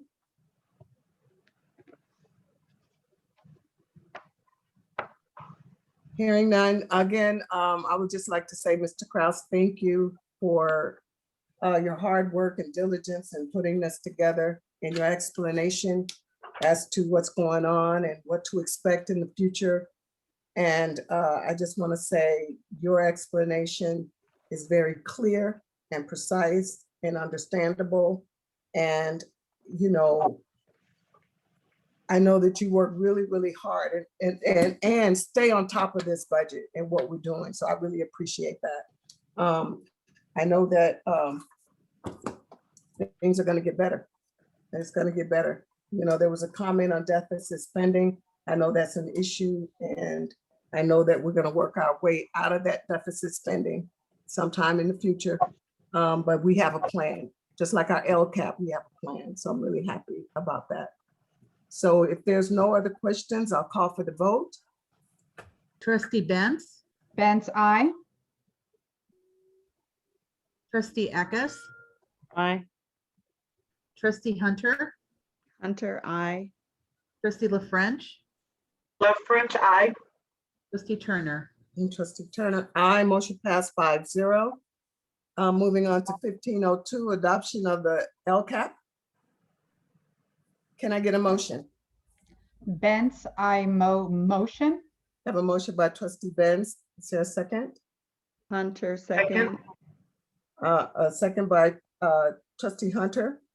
Any further discussion? I know we just had a lengthy one. Hearing none, call for the vote. Trustee Benz, Benz, I. trustee Eckes, Aye. trustee Hunter, Hunter, I. trustee La French, Love French, aye. trustee Turner. And trustee Turner, aye. Motion passed 5-0. And I say that with a smile. I'm so happy to hear that. Okay, moving on to 1503, approve 5% interest increase to board members' base salary stipend effective July 1st, 2021. And what's the second one? And increase the board president monthly stipend from $100 to $200 a month, and the board clerk monthly stipend to $75 a month. Can I get a motion? Yes, I'd like to make a motion that we have two separate items on this agenda item. And I'd like to motion that we discuss the 5% one first, and then we discuss the other one second. The reason why I'm saying all this is because this looks like two separate items that need to be discussed separately. And it's my understanding that this was not from Mr. Mitchell, Superintendent Mitchell. This is, I believe, from Christine Turner, and her name is not on this agenda item. So I think it should be two separate items to make sure that we have a full discussion on both. I would also like to suggest that we maybe even table this, the second part of this item until we have our next reorg meeting, because I mean, there's just so much going on in this that there's going to be a lot of discussion on this, and I know it's going to take a while to get through it. So again, I would like to motion that we separate this item into two parts and discuss the board stipend first, and then the other part of it second. Okay, we have a So motion. by that's my trustee- motion. That we have a motion by trustee Eckes. Is there a second? I'll second Hunter. Okay. May I have a second by trustee Hunter? We're in discussion. Okay, yes. You know, if you remember 2 years ago, I brought this up. And I wanted to increase the board president stipend to more than $100 because it's a lot that goes into this job. Not just me, I'm only going to be board president for a few more months. And when we made this adjustment, it was for the incoming president. President has a big responsibility, so is the clerk. I think this is one, because we're giving a 5% overall increase to the entire board. So why not those two positions? The board clerk responsible, her signature on those documents is a big responsibility.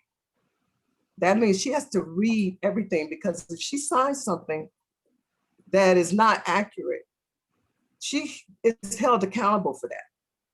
And so $75, $200 a month is nothing compared to what it should be. I did recommend it to Dr. Mitchell, see what he thought. He said yes. He wanted to go higher than that. I said, no, this is enough for right now. And, you know, it's not a lot. And I feel that I work hard. I just don't sit back and let an agenda fly. I'm always asking Dr. Mitchell questions. Can we look at this? I'm constantly talking to Mrs. LeVay about looking at certain things, making sure that they are correct. So for this position, I think that it should be a bigger stipend. I don't believe that we need two separate agendas, items for this, but it's up to the board how they feel about it. So that's my concern. You mentioned that it didn't come from Dr. Mitchell. No, it didn't. I made a recommendation like I did 2 years ago for the stipend. Okay, so my motion was to divide these into two different parts and then vote on it. But since you're just going to go ahead and go there. No, that was my comment. It wasn't that I was going there. You still need a vote to do that. And Yeah, and that's not what I was waiting for. You had a Right. motion, you had a second, and then we should have voted. No, we're But going since to we're going discussion. there, so what are we doing then? Are we going to divide this? Because you've already spoken about both items. So how are we going to do this? No, we're in discussion right now before we take the vote. You made the motion, you got a second. Now we're in discussion. Okay, so at this point, the board's going to decide if they want to continue with my motion then? No, your motion is there. Yeah, my motion was just to break this up into two separate items. Right. And if So- your motion failed, then we'll go to the original item. Right, and I that- just asked if, is the board now going to vote to separate these two items? That's what I just asked. Trustee Atkins, we're in discussion, and then Well- we could call for the vote after discussion. We will vote after the discussion like we do each motion. So you made the motion, it got a second, we're in the discussion now, and then we'll vote. Any other discussion? Well, I was just kind of confused at why it should be rated. I don't see the problem with it all being one, because it all has to do with an increase in stipend. So maybe I can get some clarification on why it should be separate. Okay, I can try to explain this. First of all, the 5% increase, I believe the board deserves that. We should have gotten it a long time ago. I know over the years, I've spoken to the CBO who was on our board at the time, and I've heard mixed stories. I heard that we only get our stipend depending on how many students we have. I heard that we only get a 12% or 12-cent raise every year. We never got those. I was told at one time a board president denied it and said we didn't need it, and spoke for the entire board in private with the CBO. And I'm hearing all these crazy stories, and it's sad that the board doesn't get together, doesn't talk, doesn't compare notes and stories, doesn't get explanations from CBOs. I understand we have a new CBO now, and it's nice to know that it's being brought up now and it's being identified. So I'm okay with the stipend. Again, I feel we deserve it. It's entitled to us. We should be getting it. I would even like to look to see if we can retro it, because I feel like this has been going on for a long time and the board didn't even know about it. So that was why I wanted to separate that. I do agree with the stipend. The other part of it, though, I've got lots of questions. I've been on this board for many, many years. I've been the board president. I've been the clerk. It was an honor to be both. I didn't get paid more for both. It was something that you either want to do it or you don't.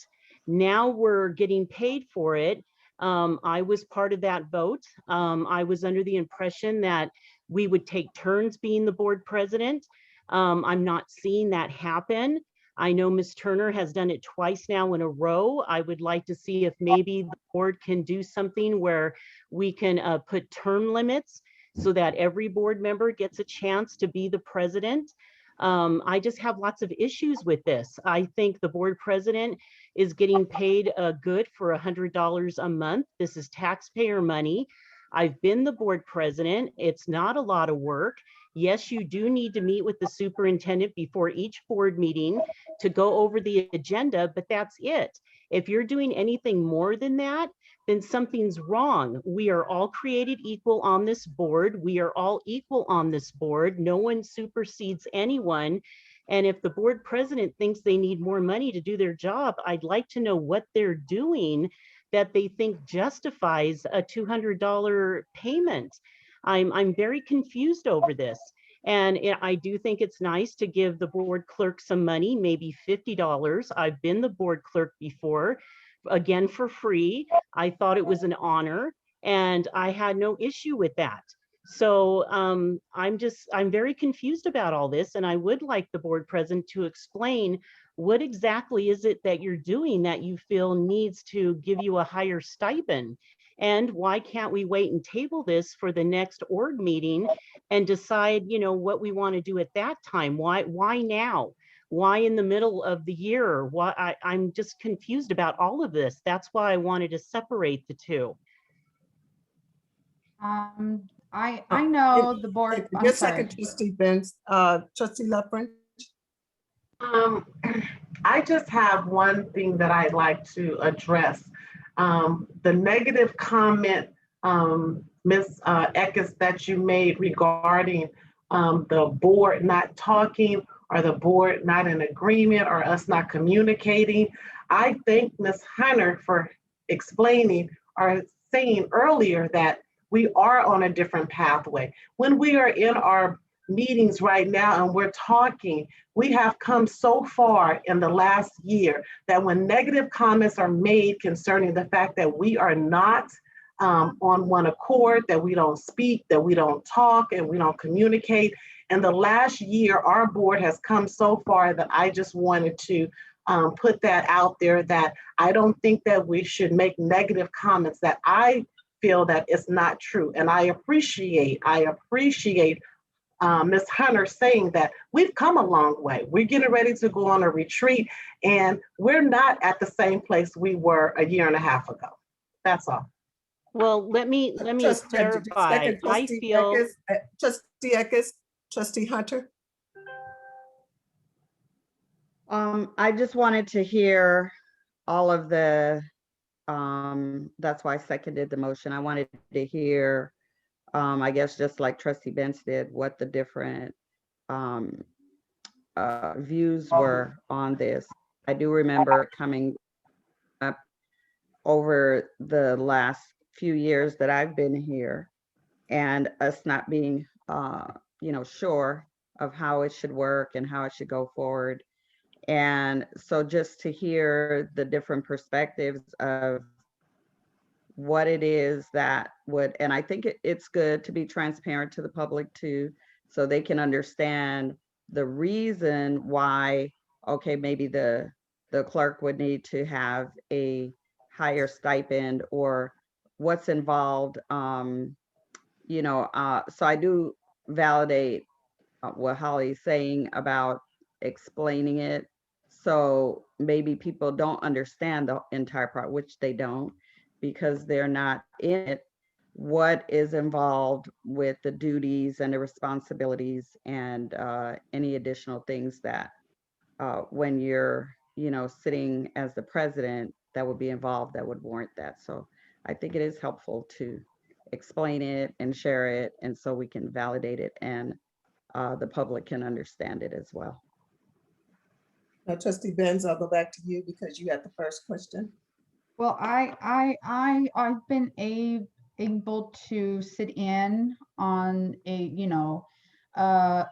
few board agenda meetings, and there have been times when, like, Trustee Turner has pointed out things that had to be corrected on the agenda because our superintendent, though he does know what he's doing, he's still new, and he's kind of been on his own since it's been COVID, and he's worked from home and stuff like that.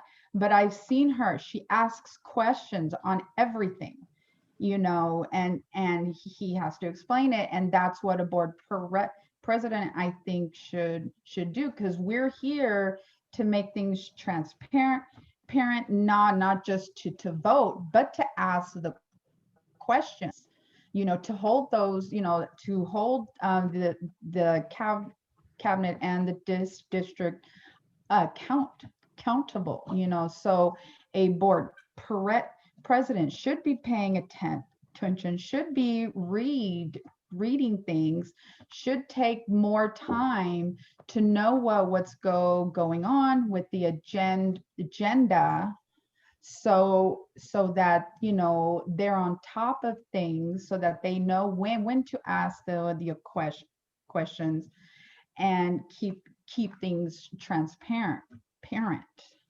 So now I think is an okay time, because it will take effect into the new school year, and then just start from there. So. Okay, now, Trustee Atkins, you had an additional comment. You can go. Yeah, yes, I wanted to address what LaShawn was saying. LaShawn, I'm sorry. What I'm trying to explain to people is this is a cry for help. If you hear a board member say that they don't understand things, they're not hearing things, they're not on board with everybody, that should let you all know that I feel like I'm out in left field. I don't know a lot of things. I'm not told a lot of things, and I do feel left out. Yes, Ms. Turner does meet with the superintendent. She usually brings somebody in there with her, one of the other board members. I have not had that pleasure. I've asked to do that. It hasn't happened. Other than that, I get no information. I know nothing. I didn't know about this retirement party.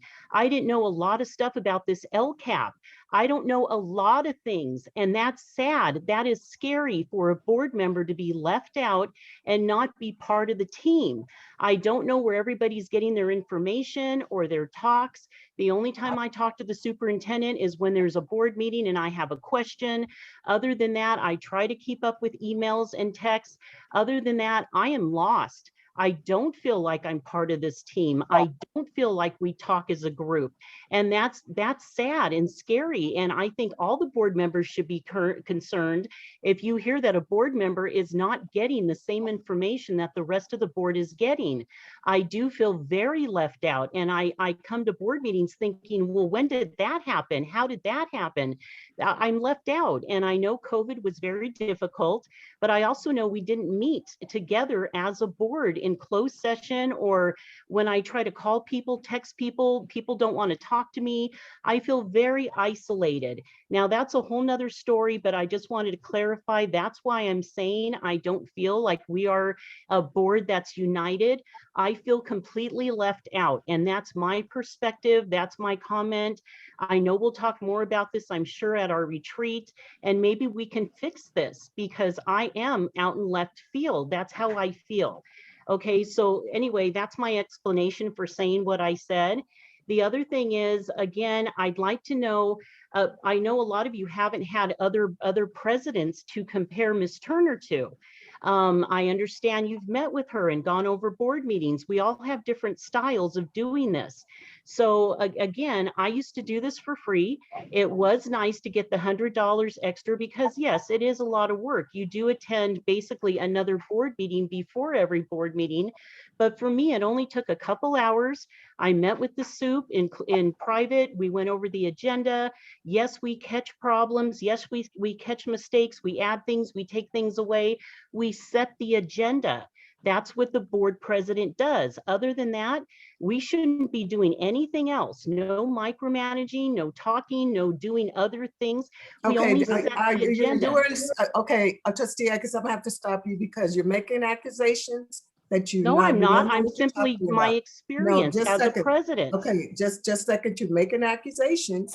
You just said that I served 2 consecutive years. I did not. Yes, you Okay. did. No, You I did, didn't. back to back. No, I didn't. Yes, you did. No, I served a year. Trustee Hines was president last year. And Trustee Hines was president last year.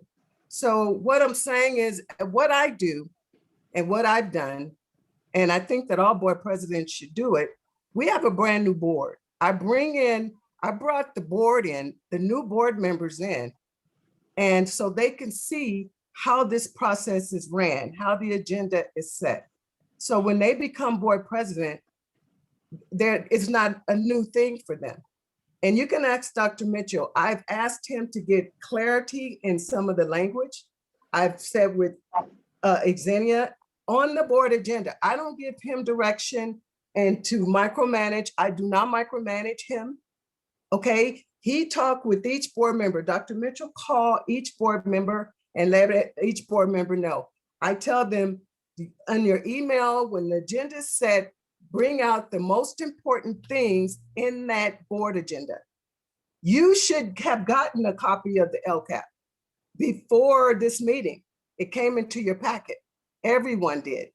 You just didn't look at the program, the highlight on the presentation. It's in your board package. Yes, it is. Okay, so you don't say that you didn't get it. You didn't know anything about the LCAP. No, the LCAP was being discussed with people at the Sup with the Soup meetings, and I didn't know that. No one told me that that was going to be discussed at those meetings. The superintendent was posted. Every board member knew. We had, yeah, but it wasn't said what was going to be told at those meetings and discussed. I didn't know about that. It did. No. Dr. Mitchell made that clear. So did Mr. Quintero. He orchestrated that. We broke into sections. You know, I don't know why you didn't see it. You get the email just like the rest of us. We are not cutting you out. Well, I'm telling you, I'm being cut out. Okay, so if you want to come over here, sit in my shoes. I'm just telling you. I'm sorry that you got that impression. We're not cutting you out. Okay, we're not getting anything that you're not getting. We're not getting anything different than you're getting. Yes, I do bring, and I did it last time I was board president. I brought in anyone that wanted to go and is welcome to sit in a board meeting. I mentored Trustee Hunter. I advised her what conferences she should go to. I advised the whole entire board what the conferences are. Come with me, come do this with me. Trustee LaFrench couldn't go because she was working. Trustee Benz couldn't go because she was working, had a full-time job. You've been a board member for as long as I have. I had to bring them on board. And, you know, and I enjoy doing it. So whoever is board president in the next few months, will know the process and know what questions to ask, know what to look for, know when language need to be modified, more language to the board. I tell Dr. Mitchell, could you inform the board of this? It's a lot. It really Okay, is, because what I have to do is look, this is my board packet here. I separate, look at these, look at the paper clips in my board pack, on my board agenda. I clip, take it each apart and staple it so I could pull it together and take notes, even after I set the agenda, because sometimes things are pulled after the meeting. After I meet, some things are pulled. And then I have to go through and line it back up again. You're to the talking numbers. to me as if I've never been the board president.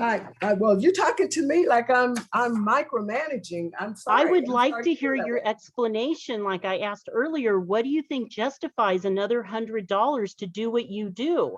I haven't heard your You know, explanation. today I started looking at I picked this up at 12 o'clock this afternoon. At 12 o'clock this afternoon, and just reacquainted myself with this board agenda for tonight. And I didn't get finished until right before 4. And you can ask Xenia, I called her several times before a board meeting. I meet with the board, with the superintendent, and that takes hours to set the board agenda. We got a new superintendent, and we had a new one when I was board president before. So it's a lot. It's a lot. I catch errors. You know, one time we were sending students to Sacramento without chaperones. And I had to stop that. Yeah, And any get that board straight. member So, can you do know, that. I'm just gonna call for the vote on this. If And it's too much work for you, maybe you need to step aside. no, I'm not stepping down, because you know what? I love what I do, but just because I feel that it should be compensated more doesn't mean that I don't feel that I should have to do it. I take pride in what I do. I think we all do. And Okay, again, I let's don't call, understand. okay, Let's I call think for the that vote. we've gotten off, let's call for the vote. We've gotten Call off for on the the vote. wrong page. Let's call for the vote. Trustee Okay. Benz, Wait, to be clear, we're vote To separate. to Right. separate. Right. Nay. trustee Eckes, We already discussed everything and I vote no. trustee Hunter, Nay. trustee La French,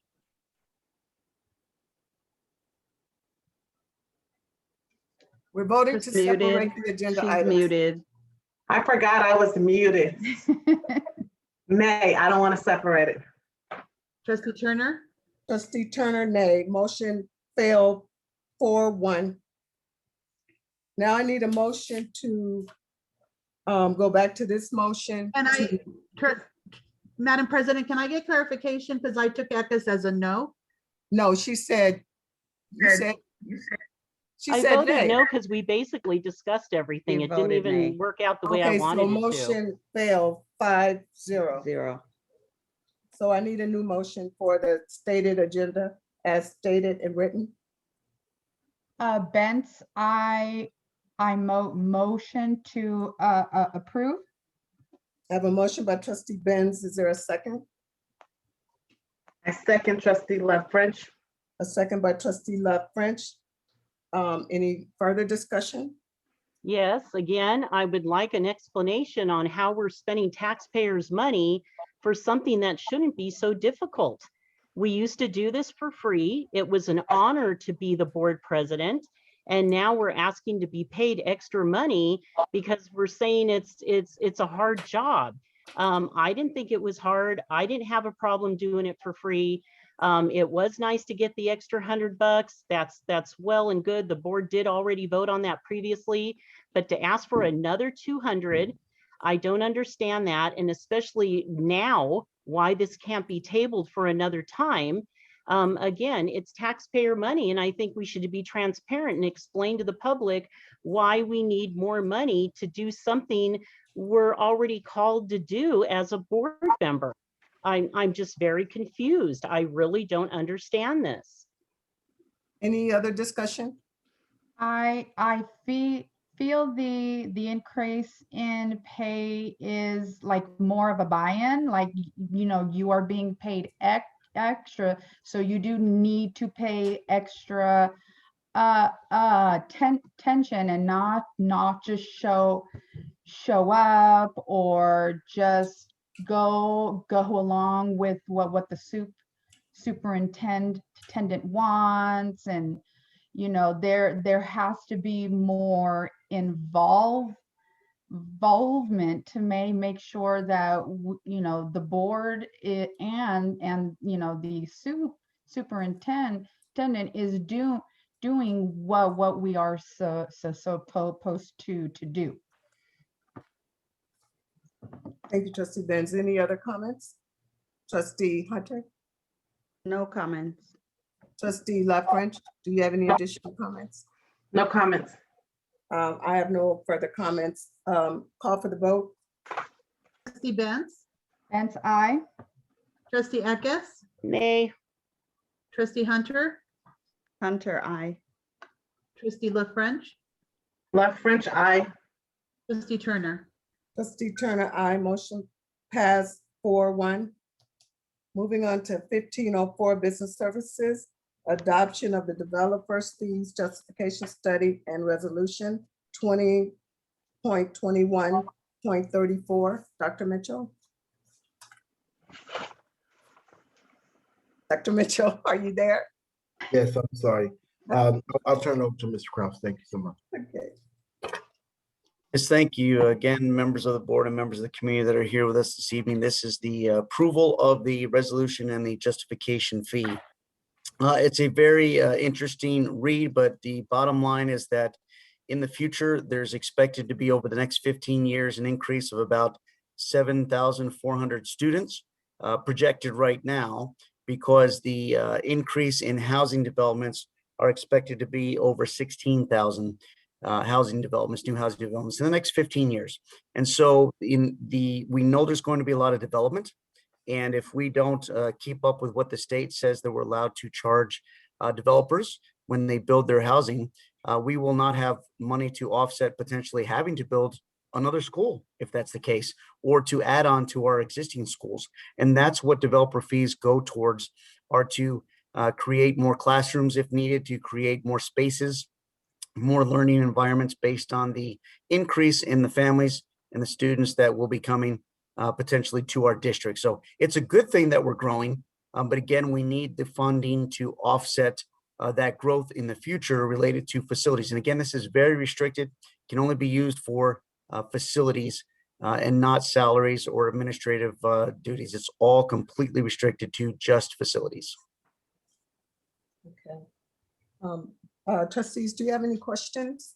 Were you able to read this packet and understand what it was saying? There's a lot of information here, but I'll go with the trustees first.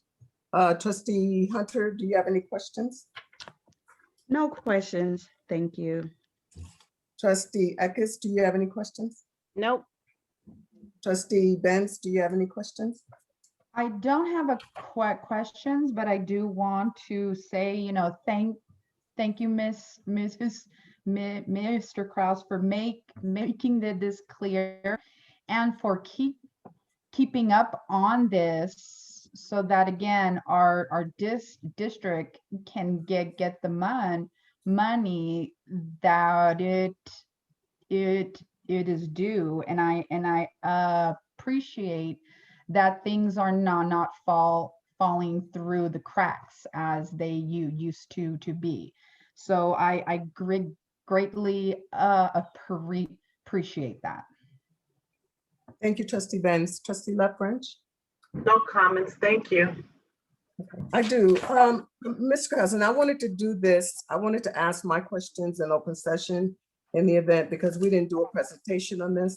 On page 9, when this study was done, I'm concerned where it says, due to incomplete and correct addresses and information in both the student enrollment and residential database, it was unable to match all the district students. Could you explain that? And how are we going to fix that information so we can have accurate information in our databases with their addresses. Yeah, so we, as parents enroll their students in our district over time, they happen to change their contact information, they happen to change their addresses. Mhm. And what sometimes happens is that they don't always notify the district. And so we are relying upon our school sites to work with our parents when that happens, and then to enter it into the system with those changes. And so over time, there's a lot of cleanup that will need to be done, where we'll have to actually call every single parent, verify their address, verify their contact information as we move forward. It's a fairly large undertaking, but we believe we can get it done, and then figure out how to encourage parents to let us know when they do change their information. And so that's one of the things that we really don't know, because there's a lot of movement in and out of the district. All districts in the state have the same issue with parents moving out and guardians and not updating the information. So as we move forward, we're going to be working with our site administrators to ensure that they have a way of consistently updating the addresses. And usually it's done the first of the year, but we need to also be doing a job throughout the year somehow and ensuring that our parents are updating the school sites if there's a change in address as we move forward. Okay, and my second question is on the last page of the report, and it talks about the school facility and capacity analysis, and it talk about a new elementary school at El Mirage. Is that something that this study is? I know you mentioned new schools, but will we be, do we have land? Not that I know of. How are we going to build a new school? But then it says, when you go down to site 26, a new elementary school, site 26, it says it's not funded. So are these other schools funded? And to my knowledge, I don't think they are.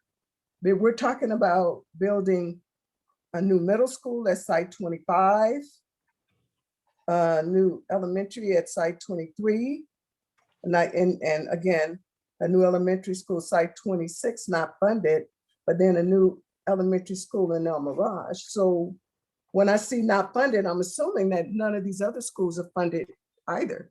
Am I correct in saying that? Trustee Turner, I apologize. What page of the report are you That's on? the last page, the very last page of the report. Oh, Okay. I got this screen. See page 30. I'm just wanting to make sure I'm reading what you're looking at, so I do apologize. But I do see where the estimate true cost of a middle school, and I guess the purchase price of the land is there. But I'm more concerned of not funded. I see that once, but all these other new schools should say that as well, shouldn't it? I actually have Mr. Landry, who created this report. If you're willing to have him assist us answer those specific questions, because he was very intimately involved in the verbiage that went into this report. Okay. He's here with us this evening. Okay, great. Mr. Landry, if you will unmute yourself. Thank you, Mr. Kraus. And great question, Ms. Turner. This is Jesse Landry over at Key Analytics.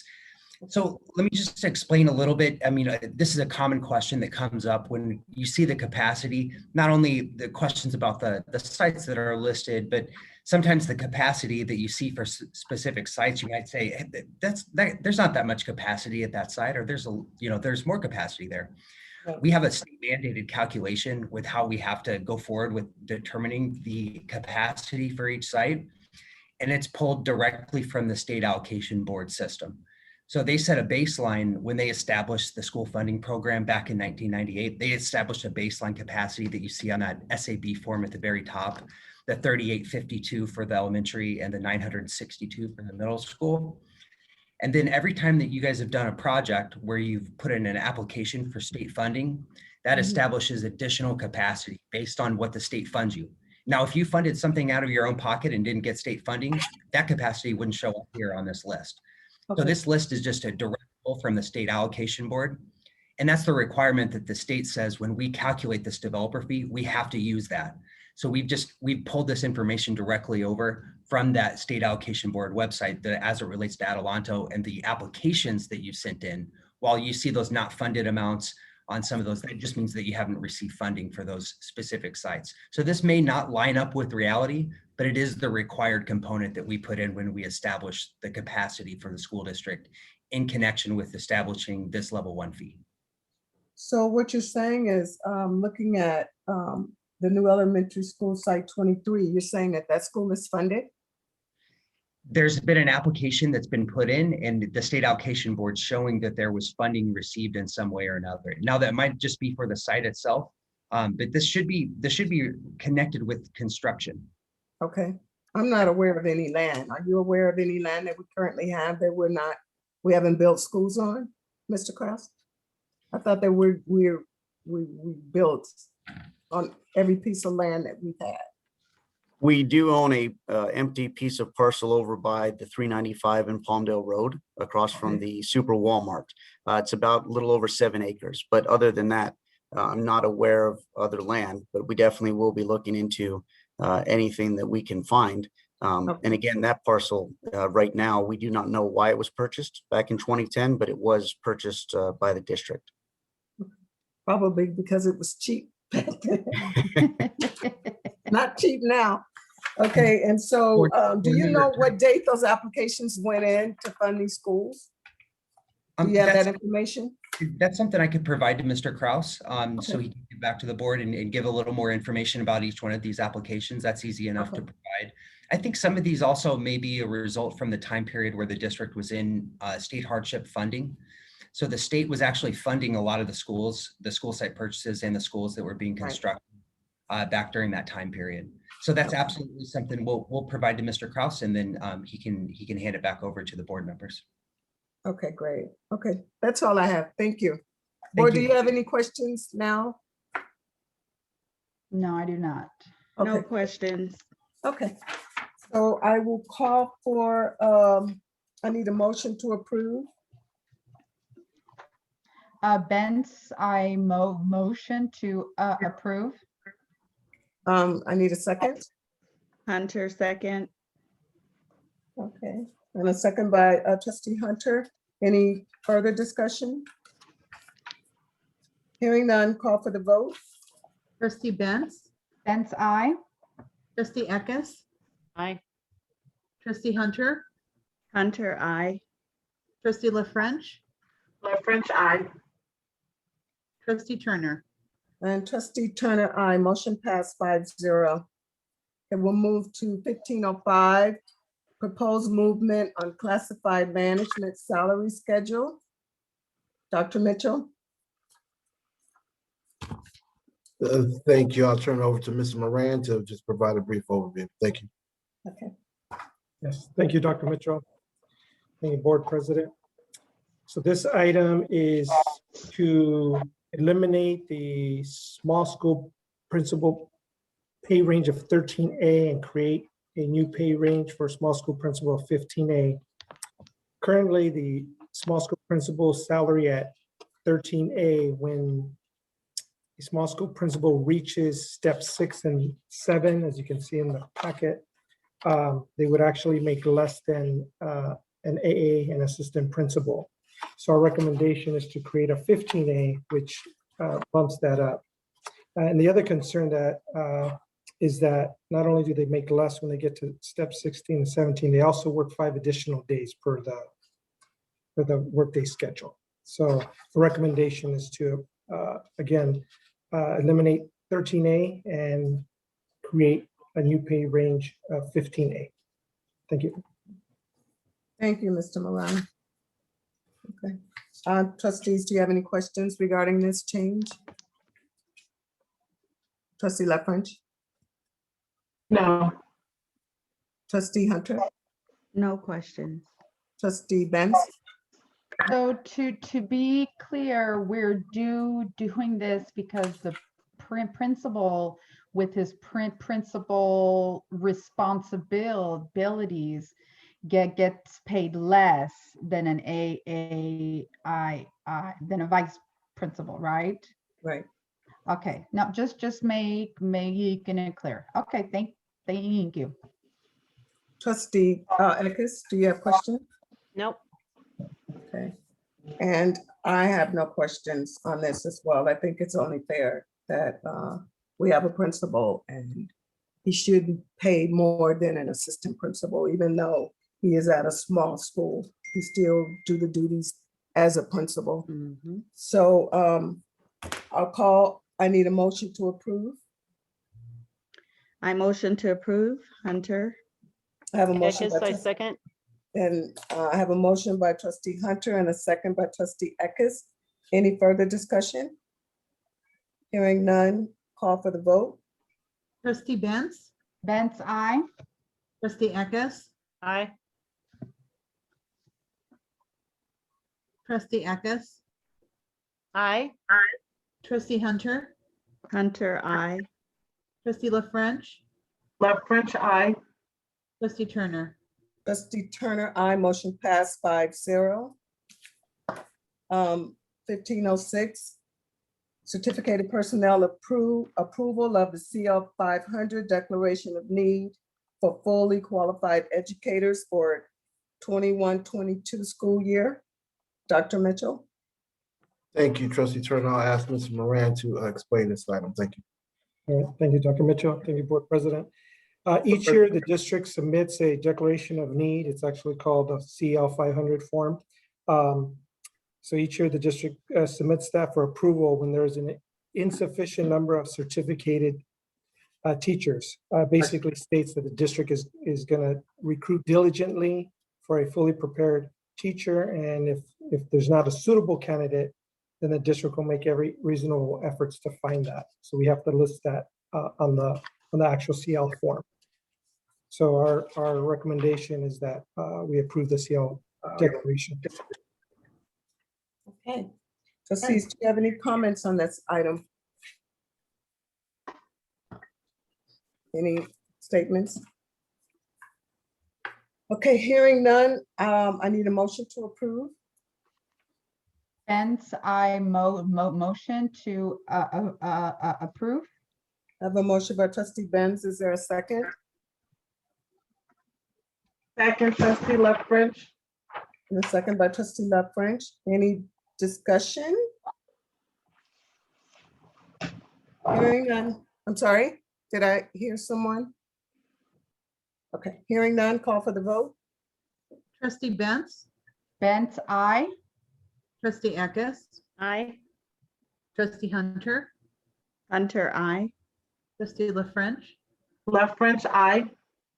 trustee Turner. Trustee Turner, I motion passed 5-0. Moving on to section 16, superintendent's report. Dr. Mitchell. Thank you, trustee Turner. I'll be brief given our time. Just a couple updates. First of all, I want to, for our school community, I want to formally introduce Dr. Tasha Duaizan and welcome her to our cabinet team. She was hired a month and a half ago or so, and her official start date was July 1. But she was texting me really ready to start this week, and so she started yesterday. She's making a wonderful addition to our team. Looking so forward to the work of this team. We now have a full complement of cabinet members, and we're ready to dig in. We'll be at retreat next week, and then we'll go into the board retreat together.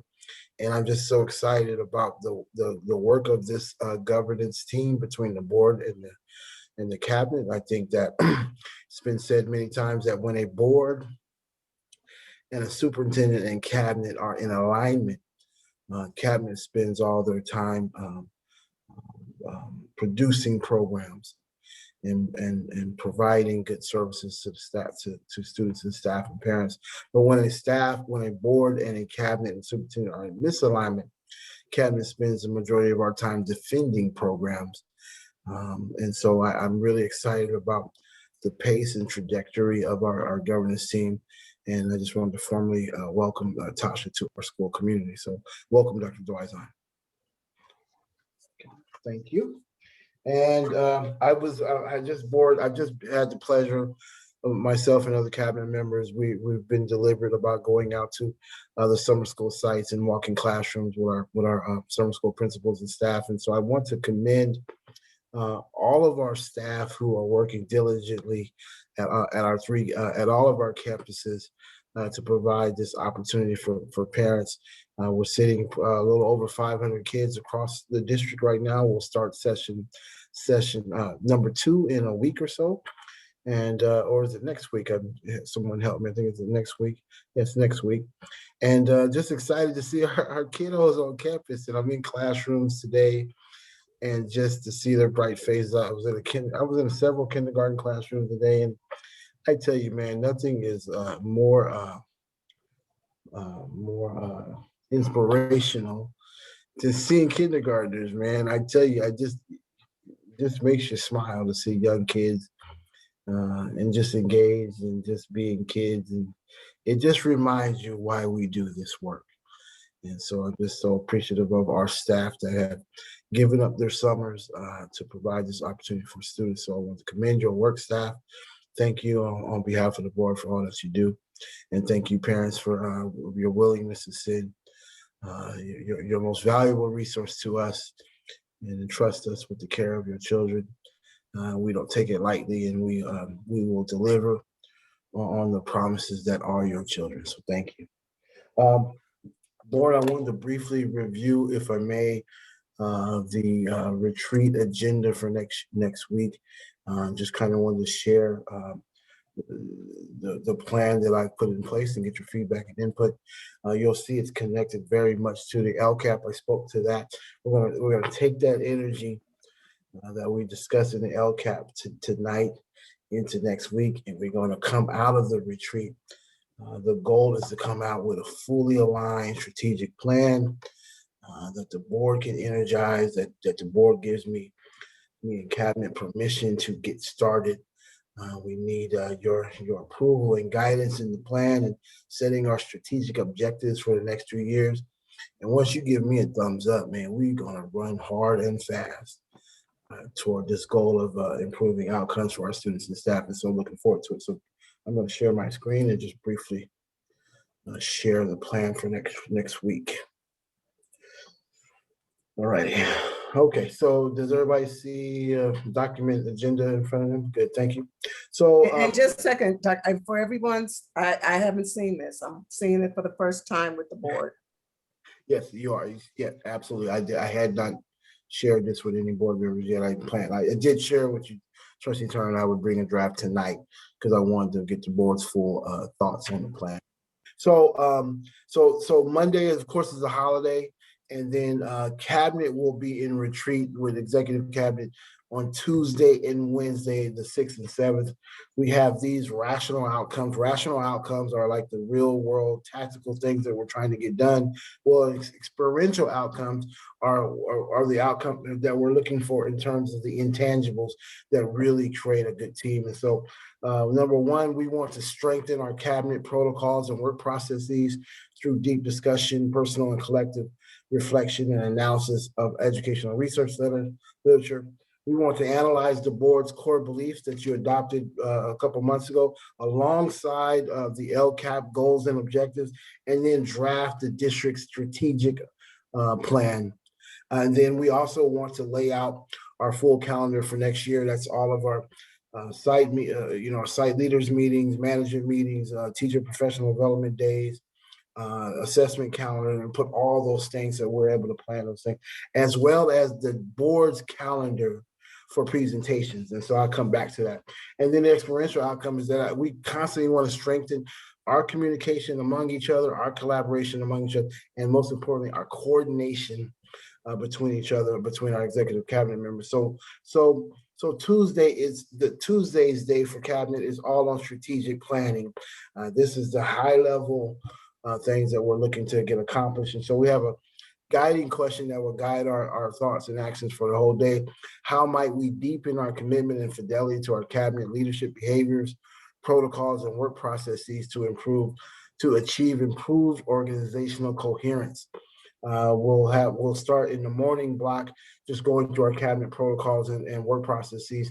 There's a good 24 of them that I asked cabinet to model. I'm going to share that with the board so that I want the board to be very familiar with how I'm leading cabinet, how I expect cabinet to lead, and so that you are clear on how we get the work done. It's one thing to say what we want to accomplish, but it's a bigger task, as Trustee Hunter was mentioning earlier, about how we get it done.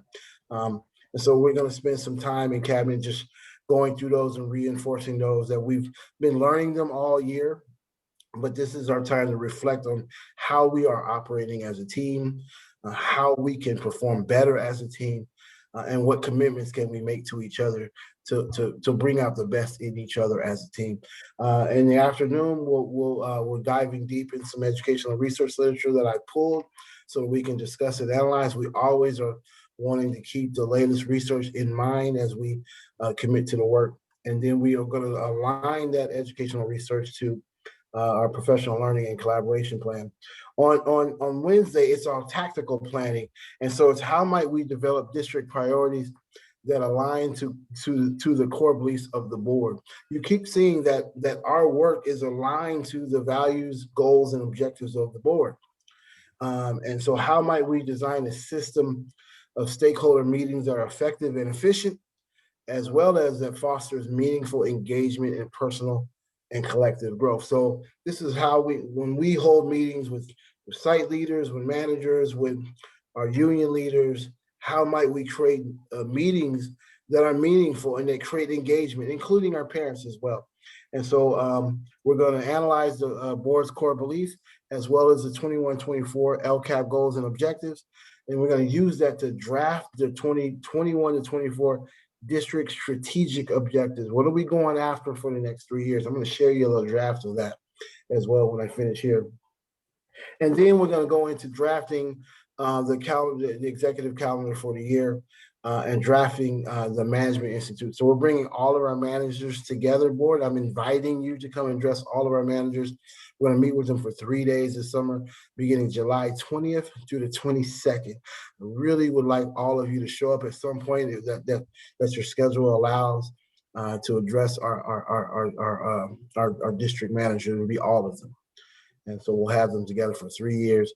For 3 days, 3 years, 3 days to really hammer home the work that comes out of the retreat. So the things that we create in the retreat, then they're gonna get directly driven to the site leaders in those days, and we'll do some professional development and some planning with our site leaders. So I will then go into the board schedule. So then the board will come into town on the first day is Thursday. So we're with the board retreat is Thursday, Friday, Saturday. So the rational outcomes that I've crafted for the board is strengthen trustee protocols through discussion, personal and collective reflection, and analysis of the board's governance handbook. So we're going to spend a lot of time on the governance handbook. We're going to spend a lot of some team building activities and some things that I think that, and some conversations that we need to have. The first day, cabinet will be working in another room by themselves. And the first day that we're together on Thursday will just be me and you as the board. So that we can dive in deeply to some of the conversations that we need to have to strengthen our collaboration, to strengthen our alignment, our coherence, because what is absolutely essential. So the research is clear on this. The longevity of the superintendent is highly correlated to the achievement of school districts. Longer that I can serve, the more potential we have to unlock around students. Because when the top echelon of leadership changes in school districts, that's when you see this up and down achievement levels of school districts, because the continuity of leadership is important. That continuity of leadership, it does not just relate to the superintendent position, but it also relates to the board and superintendent working together. So this is a good investment, and we'll have a whole day together just with the 6 of us in closed room, and we're going to eat and break bread together, do some team building activities, hang out, and then get into some deep discussion around the governance handbook. Then we're going to review the board's core beliefs that you adopted in the governance handbook, as well as the 21-24 LCAP goals and objectives. We're going to share those. We're going to go a little bit deeper than what I did tonight. And then I want to have you give input into our draft of the district strategic objectives for the next 3 years. And then I'm going to have get you to give us some feedback on the draft of the board presentation calendar. And here's what this means: that that the LCAP, we will develop milestones so that every month the cabinet will present different pieces of data to update you on our district's progress throughout the year.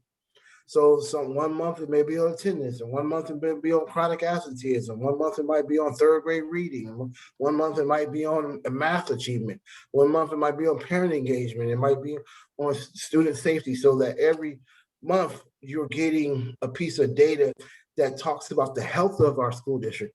I give an analogy around medical doctor, that when you come into the doctor's office, there's a set of strategies that doctors use to assess your health: blood pressure, cholesterol, heart rate, body mass index, lung capacity, these kinds of things. Well, at the same time, if we're looking at our district as an organization, and remember the root word for organization is organ, and it's living. That there are indices or metrics that we can monitor on a regular basis to assess and evaluate the health of our district as an organism. And it is an organism, it's a living and breathing organism that we have to attend to, and we have to listen to make adjustments so that we can continue to improve the health and well-being of not only our students, but our staff, our parents, and our whole school community as a whole. That includes our city leadership, our city partners, our community-based organizations. We need to be keeping tabs on all that, because one thing affects the other. If there's high crime in a neighborhood, that sends kids to school in trauma. That means our teachers are dealing with trauma, and that if parents are being evicted or parents are going through trauma, that causes family trauma, and that ultimately that impacts our ability to create high outcomes. That there's also trauma within our staff that experience that. We want to make sure that we have things that our staff can rely upon to help them in their times of need, and be responsive to the needs of not only our students and parents, but also our staff. And so we'll draft a presentation calendar. And our experiential outcome is to strengthen the communication and collaboration and coordination among trustees. Here's what the 3 days will look like. So in the morning of Thursday, remember Thursday is just me and the board. Cabinet will be somewhere else doing some other work that we need done. But I wanted to carve out some time with just me and you as the board, so we can get some protocols and some norms together. So we'll talk norms and board protocols and the governance handbook. And then after lunch, I wanted to take some time to share with you the leadership behavioral expectations that I put on cabinet. Have high expectations for this cabinet, a talented team. But as their coach, as their leader, I put in some work processes and protocols that I expect them to lead. We have to model what we expect from staff. We have to model what we expect from students and parents, and we set the tone. That I expect our cabinet team to be the thermostat and not the thermometer, meaning that we set the temperature of the district and the tone of the district, and that our behaviors, that we hold ourselves accountable first before we hold others accountable. And so what I haven't had an opportunity to do is to share with the board how we work. And I think this is important, so that way you're understanding that these things aren't cute things on pieces of paper, that these plans, to Trustee Turner's point, are not sitting on the shelf, that this is how we energize these plans and how we get things moving. And so we'll spend that time. And then on Friday and Saturday, the board will join us. And we will do some team building activities and further conjoin our team and further make commitments to each other, to our success. Because when this leadership team is together and aligned and coherent, we can do amazing things. But what is critical is that the superintendent, cabinet, and trustee team as a governance body and as a lead. Dr. Mitchell, okay, I'm sorry. You're going in and out. We can't hear you. Oh, okay. Can you hear me now? Yes. Okay, good. It might be my hands. Okay, I'll stop doing that. Okay, and so so Friday and Saturday, the cabinet team will join us, and we're going to, as a cabinet and board team, we're going to do an analysis of the board's core beliefs and LCAP objectives again, and then we're going to share with you the strategic objectives that we have outlined and get your feedback and input.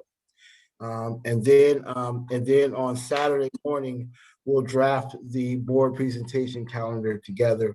We'll bring in a model, and then we'll get your feedback. We don't want to give too much information, but I want to be able to chunk and chew some small pieces of data. So I think it's important that the board constantly sees data about the health of our systems.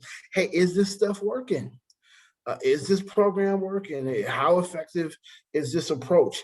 You know, and what are we getting data? And is it time to change course on something, make adjustments or something? The board needs to be, I want to make the board a part of that conversation. And it starts with data. I want to share with you just a little preview of what I've been working with in terms of establishing some of our district goals. So I'll share this piece too. Okay, so can you all see this kind of spreadsheet? Yes. Okay, so check this out. So this is like a 3-year, this is a line to the cap, to the LCAP. The LCAP is 3 years. So let's just take one line. This is CAS, ELA, meet and exceed. As I told you, 28% is where we are for 1920. So I'm saying that, and these are just a draft right now, that we'll say for 2021 that we want to hit 5% here. For 22-23, we want to do 7%. And for 23-24, we want to do 10%. So in 3 years, I'm expecting to go from 28% to 50%. Or higher.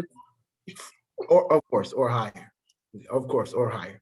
But the reason that you start with 5 and go to 7, because next year is implementation year. This is where we're putting in some things. Our principals are putting in some activities and initiatives, and there's an implementation slowdown. So when you first start to implement things, it doesn't take hold until the second or third year. Once our systems get fine-tuned. So think about this. Think about like when you're shooting at something or aiming at something. What I'm saying is we're going to do ready, fire, aim, not ready, aim, fire. Ready, fire, and then once you fire, then you make the adjustment and aim. Does it make sense? So we're doing a ready, fire, aim approach. And so that way our growth targets are small at first and then accelerate as our systems take hold. Now here's, we're gonna do English, math,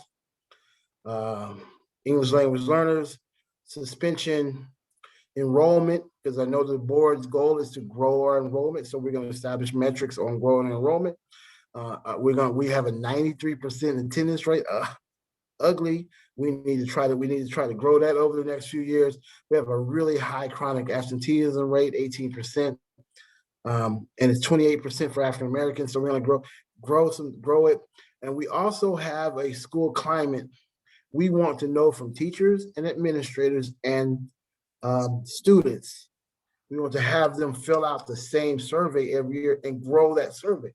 So for example, the teacher survey asks stuff like, hey, do you feel safe on campus? Are you involved in the decisions on campus? Is there support for you to improve on campus, and so on and so forth? So we want to get a baseline, and we want to grow those metrics and put in things that grow those metrics. And then lastly, we want to engage our parents and have metrics around parent engagement. It's nice to say we want more parents involved, but let's figure out how parents really feel, and then identify strategies to improve key areas with those metrics. Now, at the same time, so this is kind of a draft of what I'm looking at, and we'll set a target, and then we'll see what we actually got. You know, we set a target, and we'll see what we actually got, and then we're looking at a 3-year comparison. I've also have this in comparison to all of our other districts. So I have this data on all these districts on the same data. So we have comparables. Okay. And then we're working on schools that they're monitoring these things every quarter. And this is some of the data that we'll bring back to the board. Say, here's how we're doing on this or that. And if it's not at pace, here's the adjustments that we'll make. And if it's at pace, here's what we've learned, and here's what we'll grow and replicate, because this thing is working. Or is there particular schools we're saying, hey, what are you doing to get this kind of data? You need to share with your peers. That's where we're going, board. Exciting. This is the fun part. This is the fun part of education, of studying ourselves and being reflective about what we're doing, as opposed to, because you can't wish this into being, guys. As much as we want, you can't want it into being. That wishing is not a strategic objective. That nothing can replace the hard work of being reflective about our practice and making adjustments till we get to a place where it works for kids. So that's the retreat for next week. Looking so forward to it. Any questions, thoughts, recommendations for me to consider as I finalize this agenda? Well, I know that that's a lot to sink in, Dr. Mitchell. What is the I'll deadline? send it to you in writing. I'll send it to you all in writing tomorrow, okay, so you can look a little closer at it. And I'm sorry to rush through it. Okay, go ahead. I'm sorry. No, that was my question. If we could see that draft, if we could get that. But I also had a question too, where we're showing homeless.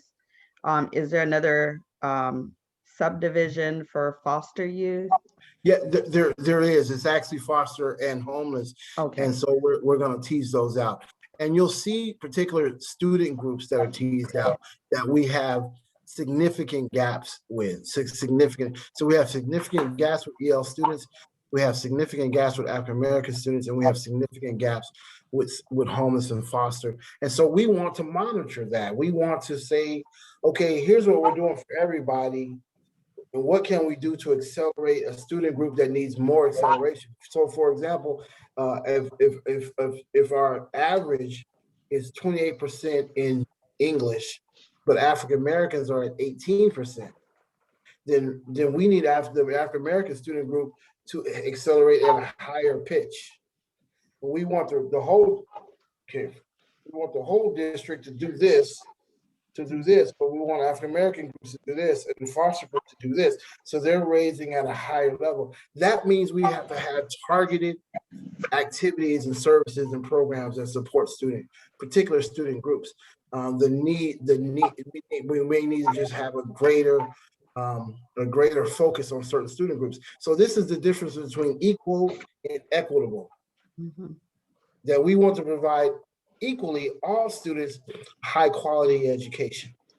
And what can we do to improve that? That's why we invest so heavily in teacher training and in leadership training. But then we have to think equitable, like, okay, we have groups that our school system is serving less well. That we have students Mitchell, I know you're passionate. We're almost at 9:30. Okay. Let me stop. But anyway, this is just a preview. It's exciting. Because I know you're so passionate. We could be here to 12 o'clock and you still be talking. Well, you know what, guys? We got 5 days together next week. Hey, bring your hard hats and your boots and your work belts. We're gonna put in a lot of work. Okay. Trustee Benz, do you have any questions for Dr. Mitchell? No, I already got the preview of our training, but I really do like how he gets all excited when he does this. But I like that we have direction, goals. We're not just gonna be there looking at each other. We have a goal that will better ourselves, which then could better our district. So, Trustee Eckes, do you have any questions or comments? You're muted. You're muted, Holly. Okay, I'll wait until Trustee LaFrench, do you have any comments, questions? I was going to say that, I have to take off work to go to this retreat. This might be more work than if I went to work. I was kind of looking for maybe like a painting class or maybe some Play-Doh, but I appreciate it. I think that, we will get great growth from this and love that your chart for the next 3 years. I do. Thank you. Thank you, Trustee Love French. Trustee Eckes, I see you're unmuted. Do you have any questions or comments? No, hun, I'm good. Thank you. Okay, Trustee Hunter? Oh, you were the first one, right? I did. Okay. I just have one brief question. So once, cabinet, and then you present your draft strategic plan to the board, we will be bringing that to the community, right? Absolutely. Okay. Well, remember, the strategic plan is developed from the LCAP. Right. And we've engaged the community in LCAP. The strategic plan is also developed from the professional learning plan, and the principals have engaged their staff. So this is not in isolation of that. This is in response to that data. Okay, great. I But appreciate we will that. bring it back this will be a highly public plan. We will bring it back to say, hey, here's where we're going. Here's what you can expect. Here's what you can expect in board meetings, and so on and so forth. And so we will engage our community as we go through this. Love it, love it. We did have a strategic plan session and we established these goals, but again, like the LCAP is set on the shelf. And so I see this will not sit on the shelf. Oh, heck no. Anyway, okay, we're gonna move to section 17, adjournment, and guess what? It's 9:25. I need a I motion. motion, Hunter. I second. I got a motion from Trustee Hunter and a second by Trustee Eckes. Any discussion? Hearing none, call for the vote. Trustee Benz? Real Benz, quick, aye.